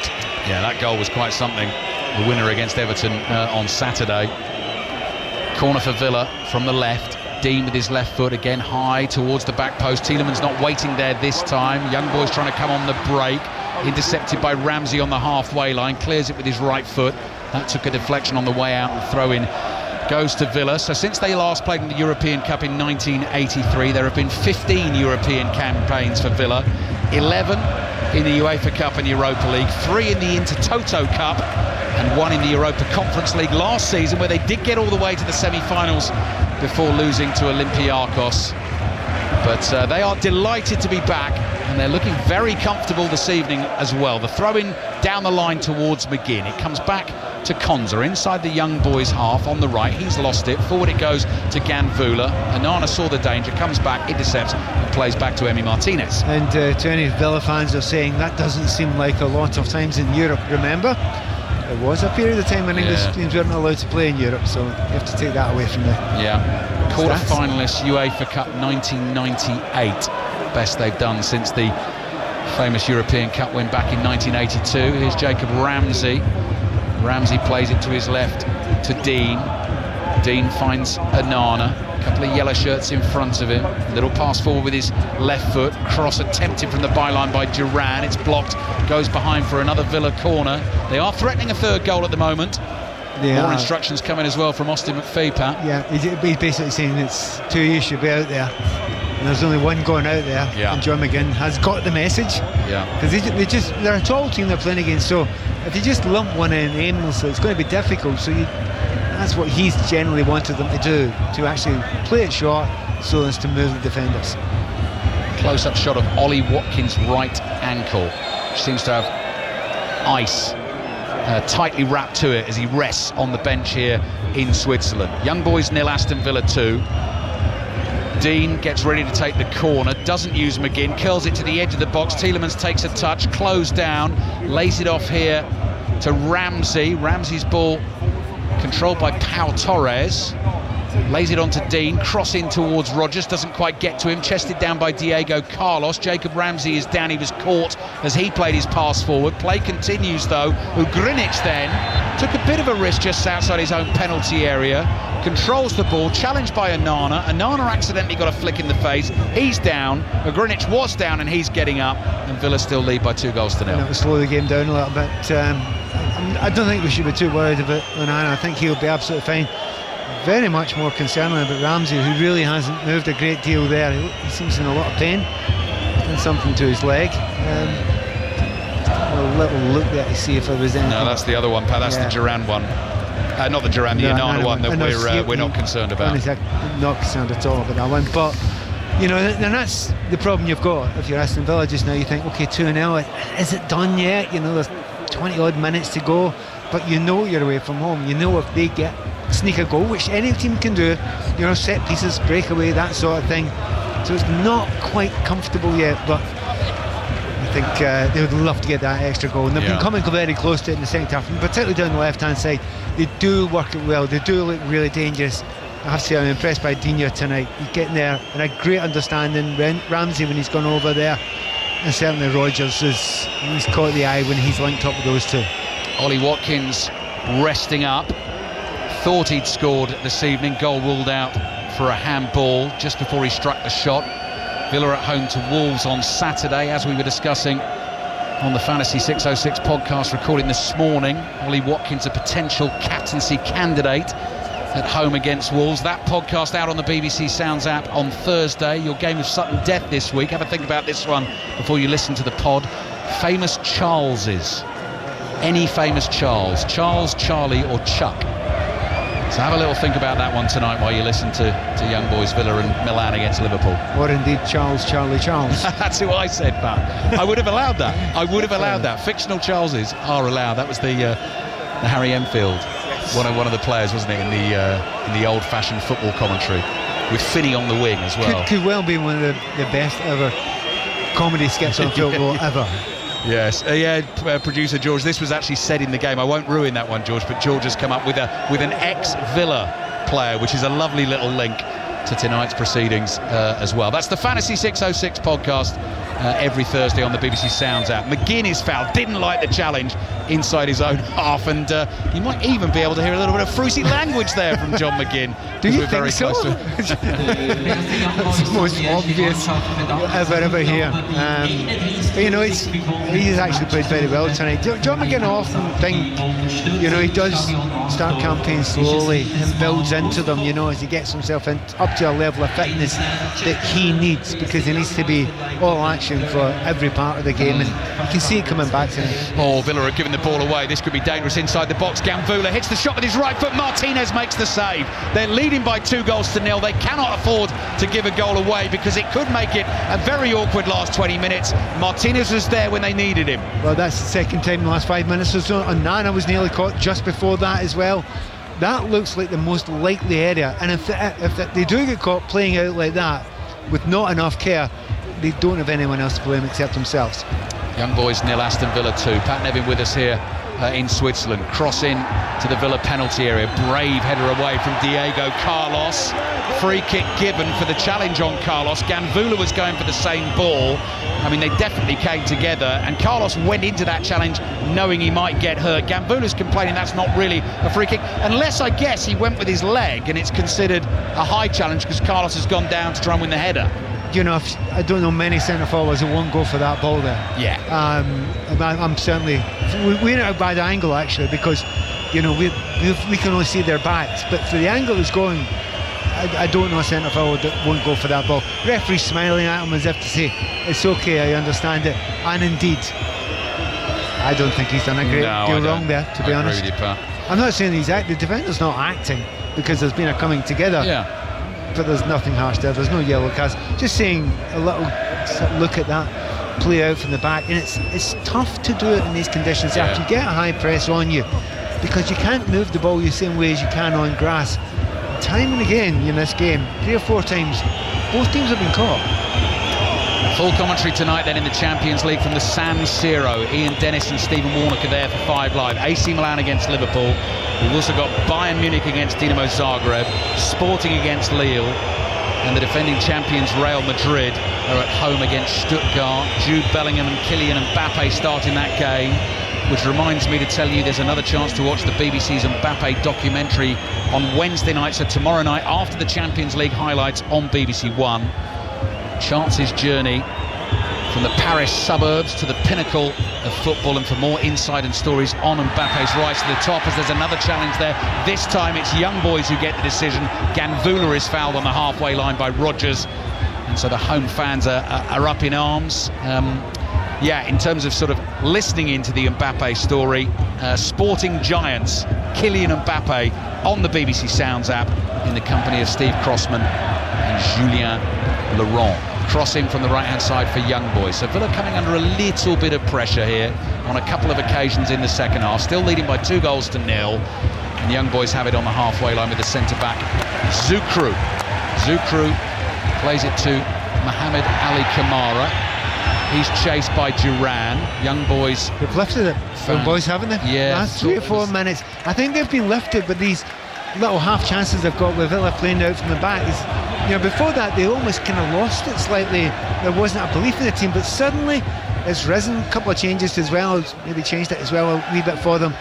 But you know, that little bit of lackadaisical passing at the back has given them a lift. They don't need much encouragement, Pat, those fans away to our right, do they? They've been brilliant tonight for Young Boys. Montero's chip passing towards the edge of the Villa penalty area. Torres heads it away, might drop on the edge of the box. Strike from Ugrinic, awkward for Martinez. Bounced just in front of him, gathered it brilliantly on the half volley. That's not a fluke. They do that all the time. Every shot bounces in front of the goalkeeper because they expect it to bounce off him. By the way, you're talking about those podcasts of the Sporting Crime one.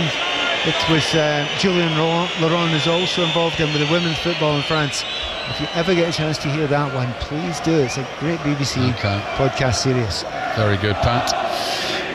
So Young Boys 0, Villa 2, just over 15 minutes to play. Villa fans you can hear singing away in the distance at the moment. Konza, the ball goes past him and past Montero. Montero takes a tumble, the referee's not buying that. Talking as someone who needs no encouragement, particularly given the sort of reaction of the home fans at the moment, Emi Martinez very happy with a bit of gamesmanship and showmanship and slowing the game down. And there, Gambula came in towards him. Martinez waited, picked the ball up and just gave him a little gentle pat on the cheek. And I mean, you're taking a slight risk there with a raised hand, aren't you? You are, you know, by the letter of the law. I mean, it would be a ridiculous decision if you did book him for that. But he got away with it. Abdou Conte now at left back for Young Boys, finds Montero. Villa still chasing inside the Young Boys half. Now the Ultras have got all their scarves up away to our right, so it's another stunning visual image, because the yellow and black flags, giant flags, continue to wave. I mean, if you're standing in there watching half the game, you cannot see, but all the scarves are up as well, just being held aloft as Montero is on the ball inside the Villa half. Diagonal pass away to his right. That's going to take some catching. Elliott can't do it. It goes behind for the Villa goal kick. 15 minutes to play, Pat. Young Boys 0, Villa 2. Yeah, and it's not comfortable. It's not fully comfortable. I mean, they're absolute favourites to get through this game, get the 3 points, etc. But there is a tiny bit of nervousness creeping in, because that utter control and domination that Aston Villa had for the last 10-15 minutes of the first half, and then 20 minutes at the start of the second half. I mean, they don't need to push themselves, they don't need to exhaust themselves, and they don't need to take too many chances, but each time they go forward, young boys, and it's not difficult for them to get forward, it just lifts them. Morgan Rogers continues to impress. That wasn't a lost cause as such, but he was surrounded by 2 defenders there, held onto the ball, little trick, defender got frustrated and fouled him. And it's crucial. I mean, you're only winning a foul just inside the young boys' half, but in terms of keeping the ball for your team, running the clock down, Pat, vital. And that's Unai Emery's team. He knows it, he understands it. There are a lot of sort of grown-up players out there who know how to do it, and it's the right time to do it. But the thing they haven't done well is the second half is trying to play out for the back and it not working, and taking. You have to take chances, but take them at the right times. Tielemans inside his own half. Onana stretches out a leg. Now, young boys thought he handballed that in controlling. Referee was close by, didn't see it. Play continues. Konza to Onana. Onana, nice little pass through the lines to John Duran. Curling ball with his left foot from the Colombian. His pinpoint perfect, and here come Villa. Duran's first time shot finds the back of the net. I don't believe it. He's done it again, John Duran. A 4th goal this season. Off the bench he steps, and pretty much every time he scores. Strokes it in with his left foot. Aston Villa have a 3rd. What a night in the Champions League for them. Young Boys 0, Aston Villa 3. He's really upsetting the fans there, but you're allowed to go and celebrate a goal. The referee's gone over to him, and the young boys players are getting very, very angry just now. I have no idea what they're complaining about. Now, after the goal, Pat, after the goal, John Duran sort of went to those advertising hoardings. The handball, they're also upset about that, the original handball with Nana. Yes.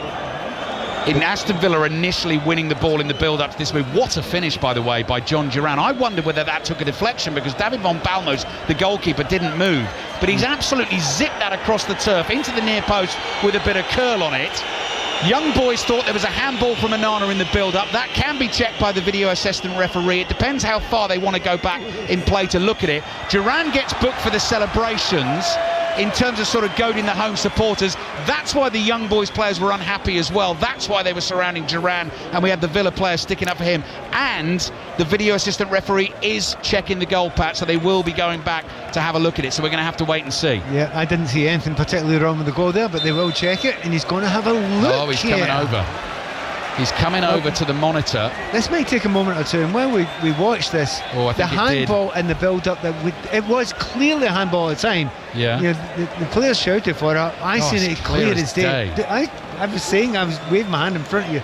But it's quite a long way back. No goal. Handball.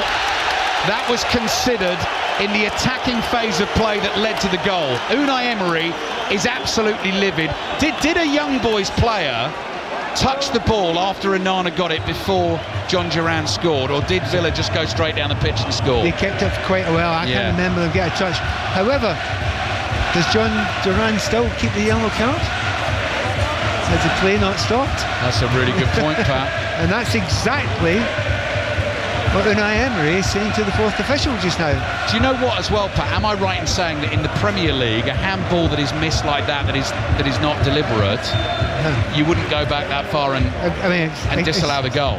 Again, you have to look, every single law has to be looked at, and some of them are quite subjective. That's a long way back, but it seems... Some people say it's a different phase of play. Others would say that's the same phase of play. I also wonder whether the distinction there is, we see in the Premier League, if it acts a bit like the Watkins one tonight, if it accidentally strikes your hand just before you score, that will get disallowed. But if there's a handball like that earlier in a move, it won't. But Onana jumped with his right arm up there, so they might think, actually, He's deliberately trying to bring that down with his right hand. But as you say then, Pat, the consideration is how far back do you go in the move before Villa score the goal? The bottom line is, Watkins scored in the first half, it's ruled out for a handball. John Duran has scored in the second half, it's been ruled out for a handball. Villa are still leading by 2-0. We've got 10 minutes to play. In these circumstances, I would honestly think that the goal should have been ruled out, because if there was no other player touched it, it should have been. Konza, edge of the penalty area, right-footed drive, slice wide of the target, and behind it goes for the goal kick. But also, Pat, that's a really good point on the John Duran yellow card, because he's only got that because he celebrated the goal that he scored, and it all kicked off afterwards. And deservedly got it. Yeah. I mean, you go up to those supporters there who've been celebrating all night, jump up in the hoardings and stand with your hands out in front of them.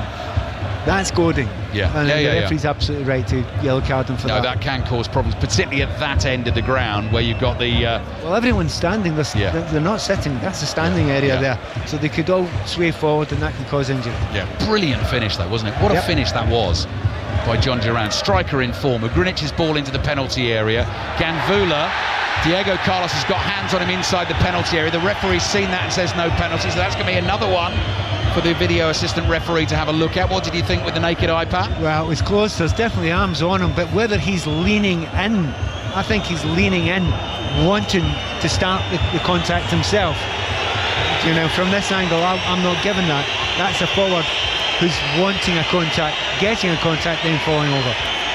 Whistles and jeers from the home fans because Emi Martinez taking his time in delivering a high sailing clearance downfield. Duran cushions a little volley pass here to Ramsey, onto Duran again. He's booed as he hits the shot from a difficult angle, well wide of the target, goes tumbling, picks himself up and gets jogging back into position for Aston Villa. Would you agree what I said to you before the game, that every time he gets the ball he will shoot?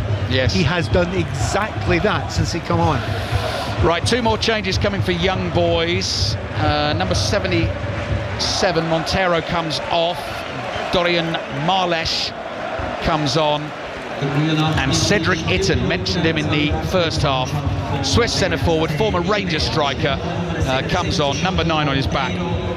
And we know exactly what we're going to get from him. So Dorian Marlesh on as well. Villa leading by 2-0. Full commentary live from the San Siro tonight of AC Milan against Liverpool here on 5 Live and BBC Sounds. Grinic with a low left-footed shot, a wild hack at the ball, it's blocked. Dean just goes long downfield. Duran was coming short, it's gone over his head and it goes into the young boys' half. We've got 7 minutes plus added time remaining. Aston Villa still have the clean sheet. They're leading by 2-0. Their next game in the Champions League is a really special one at home to Bayern Munich. Don't miss that. Wednesday the 2nd of October. Konza goes down, no foul on him. Here's Marlesh on the left-hand side, chip cross into the Villa box, left by Elia for Grinic, who Grinic didn't realise he was going to leave it. They left it for each other, and Villa bring it away down the left. Got each other's way, but I have to say I'm quite impressed by young boys. They have not given in. They could have folded, they haven't folded, and they look as strong at this point as they have in any part of the game. John Duran. They like him, don't they? No, he is very much the villain at the moment, and as soon as he's passed the ball, the whistles and jeers die. Tielemans to Rodgers, back to Onana. Villa just playing a bit of keep ball at the moment, but this is inside the young boys' half. John McGinn absolutely relishing the battle as always. That little hunt, sort of scuttling run as he keeps the ball, defends it and protects it. And now Pau Torres on the ball inside his own half. Played forward to Tielemans, space to run into in the inside left channel, still moving with the ball. Tielemans now plays it to the left to Ramsey. Ramsey's low cross, shot comes from Rodgers, saved by Von Balmers. Very nearly a rebound for Duran there, but the keeper grabbed it just in time. Long clearance downfield's a really good one. Cedric Itten runs onto it. Diego Carlos is back there, shoulder to shoulder with Itten. Itten goes down, no free kick, and Emi Martinez keeps the ball in play down by the dead ball line. Again, they're coming together. One's been stronger than the other.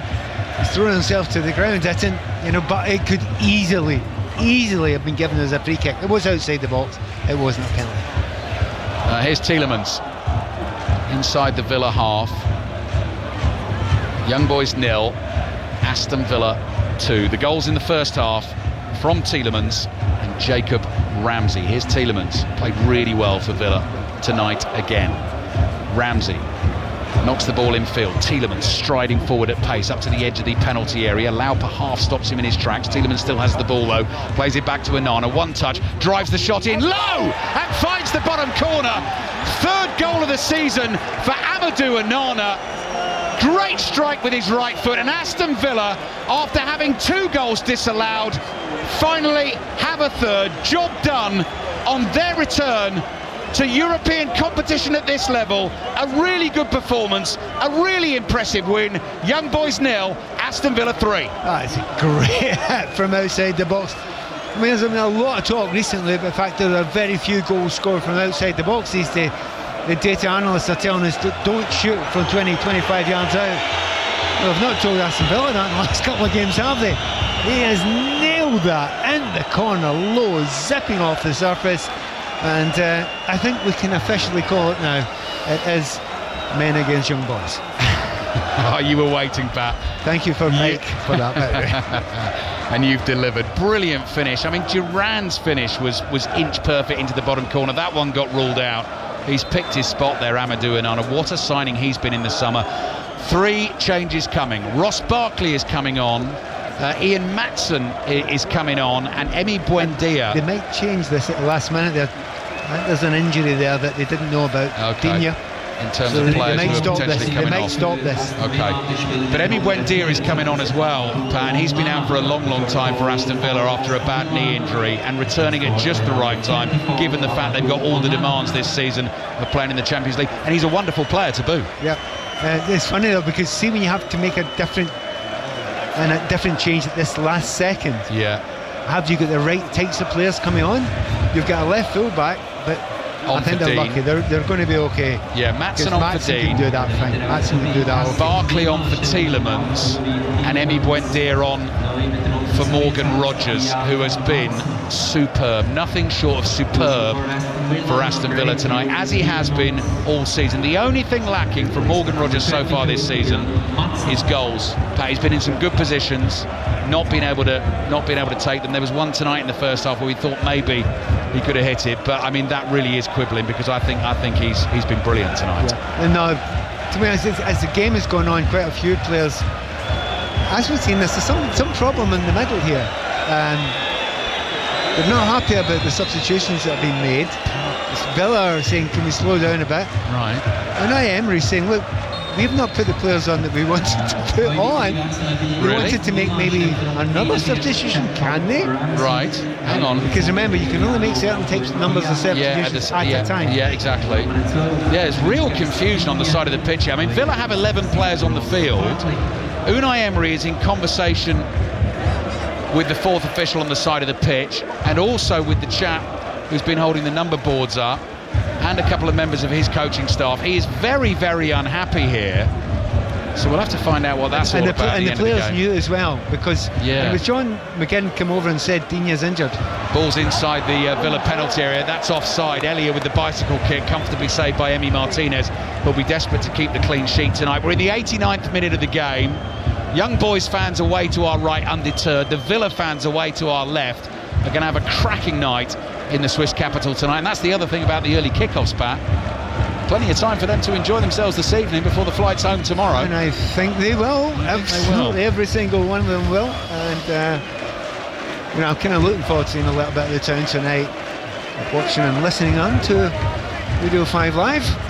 Liverpool game in Milan should be a cracker. AC Milan, Liverpool. Ian Dennis and Stephen Warnock with that one. Tomorrow night, Manchester City Inter, full commentary on that from 8 o'clock. Tomorrow night, match of the day, 10:40 BBC One with your Champions League highlights. Full commentary Thursday night on 5 Live of Atalanta against Arsenal. Everything, as always, wrapped up neatly and incisively in the Football Daily podcast, which will be there for you tomorrow morning on the BBC Sounds app. So Villa cruising towards a really impressive 3-0 win at the moment in their first game in the Champions League, as is now their first game in the European Cup, this particular competition, for 41 years. Here's Buendia shielding the ball down by the corner flag on the right-hand side. Clever little back heel finds McGinn. Oh, back to Buendia, brilliant. Layoff to the edge of the box. Duran drives it with his left foot powerfully, but it's blocked, and the ball comes running out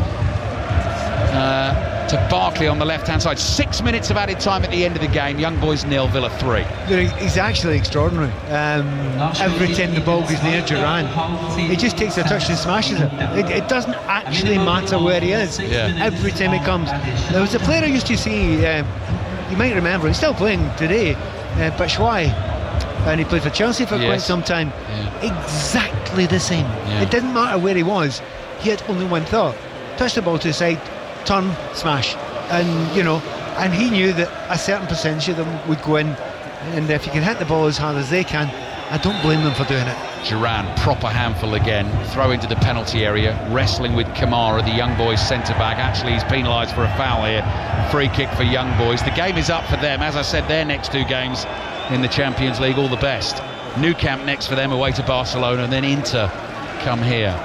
I think this is one they absolutely felt they needed to win, so you know it's going to be very, very tough for them, but that's the Champions League. They go to Celtic Park as well, Pat. One of their 8 games is against Celtic. I think Itten will get a nice reception there. Yes.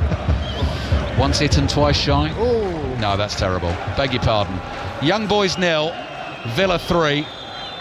Duran's won a free kick on the halfway line, wide on the left, and Villa will take their time over it. Juventus 3, PSV Eindhoven 1. Late goal for PSV in that game, but that is a full-time scoreline. So in terms of this fledgling Champions League 3016 table, on goal difference, Pat, Aston Villa are top of the table. Take a picture of it now as quick as you can.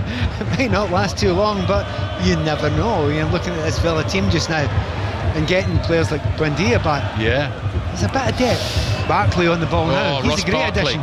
Fancies this. Ball at his feet, gliding forward. Defenders backpedaling. Plays it to the left-hand side. Tries to get it back here, and then it runs to Emi Buendia. Buendia's 25 yards out. Bobbly pass finds McGinn. Runner on the outside is Konza. Can't quite get there in time to direct the cross towards Duran. He sliced it behind, and that is going to be a goal kick to Young Boys. 2 minutes of the 6 minutes of added time have gone. Referee wants us to hold here before we restart the game. Aston Villa are leading by 3-0, and in this new league format, as you've probably heard, as you're probably aware, the top 8 teams, after everyone's played their 8 games, will go directly through to the last 16. If you finish between 9th and 24th, you will then go into a 2-legged knockout tie to try and get through to the last 16. If you're knocked out at that stage, you are out. No more European football for you. And if you finish in the bottom 12 teams, you are also out of Europe for the season. Lauper for Young Boys. Diagonal ball aimed towards Marlej at the far post, headed behind by Torres. Corner for Young Boys. One of the great hopes of this new system is you get to the final game, and there are so many teams are still in it, that you will be all over Europe trying to find out a goal here. Man will mean something. A goal in Glasgow means something hugely different. Tough one to follow. Yes. Good luck you and Dano and John. Well, exactly, Pat. Exactly. Cross in from the corner into the Villa penalty area. Nodded away. Itten tries an overhead kick. Young Boys were initially going up for a handball, then realised it struck the hand of one of their players, so they're certainly not going to get that decision. Then McGinn gets his body in the way and it goes out for a Villa throw. Judging by the look in your face when I explained that to you there, had that crossed your mind before? No, what I was going to say is yes, thrilling. For the listeners, amazing. For the commentators, tricky. For the producers, an absolute nightmare. It's total back nightmare. at base. All over the place. That is going to be a great night of European football. I mean, it's hard enough, in the 3 o'clock games on the Saturday. Yeah, exactly. That's hard. Yeah. It's going to be incredible. Yeah, now looking forward to that. That's going to come in late January in this competition. Villa leading by 3-0, and they will very much hope by that time they are, possibly finishing in the top 8 straight through to the last 16. European Cup winners back in 1982. On a night we're remembering the great Gary Shaw as well. Villa have produced a fitting performance to pay their respects and honour him. Here's John McGinn, wide on the right back position. Dummies as if he's going to clear the ball. Marlej makes the challenge, and Villa win the throw. It's helped a lot of players tonight. I mean, John McGinn, as I say, he needs that 90 minutes, and he needs that type of fitness that he lives off of. Watching him tonight, he's taken a big jump forward in his season, in his fitness and his strength just now. He's had a really fine game tonight. Without catching the eye maybe the way 1 or 2 others have. That's another big player for them. Look at Duran wrestling with Zukru, and he's fouled him as well. But the two of them had a hold of each other's shirt. I mean, horrible to play against. Yes. As a centre-back. Here's Zukru, last minute of the game then. Off to the San Siro in a bit for our second Champions League commentary tonight. AC Milan against Liverpool. Just rolls off the tongue, that. Ball forward into the Villa penalty area. Virginius, the young Frenchman, controls it, works it onto his right foot, drags the shot terribly wide, and it goes behind for the Aston Villa goal kick. So Aston Villa's return to the European Cup has been a fabulous night for them in Switzerland. Tielemans and Ramsey with the goals in the first half. Onana in the second half as well. Disallowed goals for Watkins and Duran. It could have been a really thumping win for them tonight, but it is a great start in this new Champions League format. Ross Barkley on the ball. Plays it back into defence. Unai Emery applauds. Konza drifts past Ugrinic. Ugrinic makes a couple of challenges on Konza. Konza didn't like it. No need to rise to the bait late in the game. Ugrinic just gives him a little bit of a mouthful. But there we go. The full-time whistle blows in Switzerland. And that is an opening game in the Champions League that the Aston Villa fans can only have dreamt of. A 3-0 win away to Young Boys. Unai Emery walks over to his opposite number, Patrick Rahman, shakes his hand and says thank you very much indeed. The Villa manager said last night that he wanted to win this game for the late great Gary Shaw, the local lad made good, who was part of that brilliant team that won the European Cup for Aston Villa back in 1982. Now Unai Emery is dreaming of doing that for Aston Villa this season. That is a long way off at the moment, but goodness me, what a start tonight. They've beaten Young Boys by 3-0. Fabulous performance, Pat Nevin. Yeah, and I hope people don't understate it, because it's a tough place to come here, and in the conditions of the plastic pitches or artificial pitch, you know, it's really tough. You need to have the right attitude, and you need to be clever about it as well, all of those things. But underlying, brilliant performances. Rogers was fantastic. Duran came on, made the difference. Watkins looked sharp as sharp could be. Ramsey was special as well. And Onana, what a goal he scored as well. So all the way through the team you're thinking, well done the right things, very grown up, very mature performance all round. And I'll make you a promise, they won't lose all their games, Young Boys. They're well organised, they're a hard team to play against, and this is a hard place to come to. Well done, Villa. This is a great 3 points. As you say, Pat, what a goal from Onana. What a start by Aston Villa in the Champions League. And what a night for those fans applauding those Villa players right now on the pitch here in Bern. Full time in Switzerland. Young Boys 0, Aston Villa 3.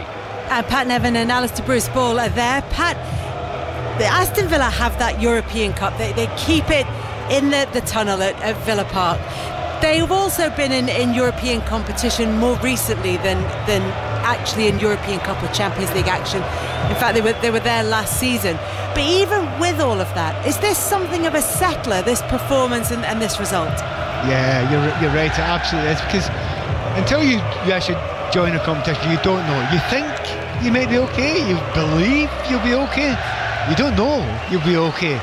And after about 10, 15, 20 minutes here, you might have still been wondering, because, you know, they were second best. But in the end, the belief was there. As soon as they started passing it about, well, then they got the first goal. After that, it wasn't quite cruise control, but they were by far the better team. Player for player, they were a long way ahead. So you're right, they now know that they belong here. They thought they did anyway, because there's lots of international players out there for Aston Villa. There's lots of top Premier League players out there, and they've added a little bit of depth as well. So I don't think there was any fear, but they've now got a bit of certainty. Having said that, next one's a step up, Bayern Munich. Let's see how that goes. In a repeat of that 1982 European Cup final in which they won the trophy. But you know, you've talked about Young Boys' performance, and you've talked about that they didn't make it easy for Aston Villa. So then in balance, how impressive was it from Villa? Not just to get the 3-0 win, but they also had 2 goals disallowed. Well, the Onana one was clear handball, but quite far back in the move. And then the Watkins one was very unclear handball. They could have been 5-0 up at the end of this game. Absolutely, and I don't think the Young Boys did enough to score a goal, so they've not really got much to complain about. So yeah, in every way possible. Now, if you go and have a look through the records, they don't often lose by that much when they're in the European competition, Young Boys at home. So it does underline that it was a very good performance, and it would have been the icing on the cake had they got that But it's not that important in the end. You come off as a player in these situations, you think, have we done enough? Were we by far the better side? Answer to both of them is yes. And have we comfortably been able to rest one or two players and also give little chance to the likes of Buendia to come back on and get a few minutes himself? Yeah, all of those things have ticked boxes. Ross Bartley getting a chance to play in the Champions League football as well, just for the last few minutes as well. There are so many boxes that are ticked for Aston Villa, for their fans, and of course for Unai Emery as well, who feels as if he belongs here. It's all good, it's all positive. It's really hard to see a negative. Maybe the only one, an absolute push, I could say. I don't think they'll get, the support from this win that they should have got, or they should get, because it's only young boys of Bern. But in actual fact, it's a fine result. A fine result for Aston Villa. Thank you very much to Pat Nevin and Alistair Bruce Ball on a fine night's work. Villa with that 3-0 victory against Young Boys.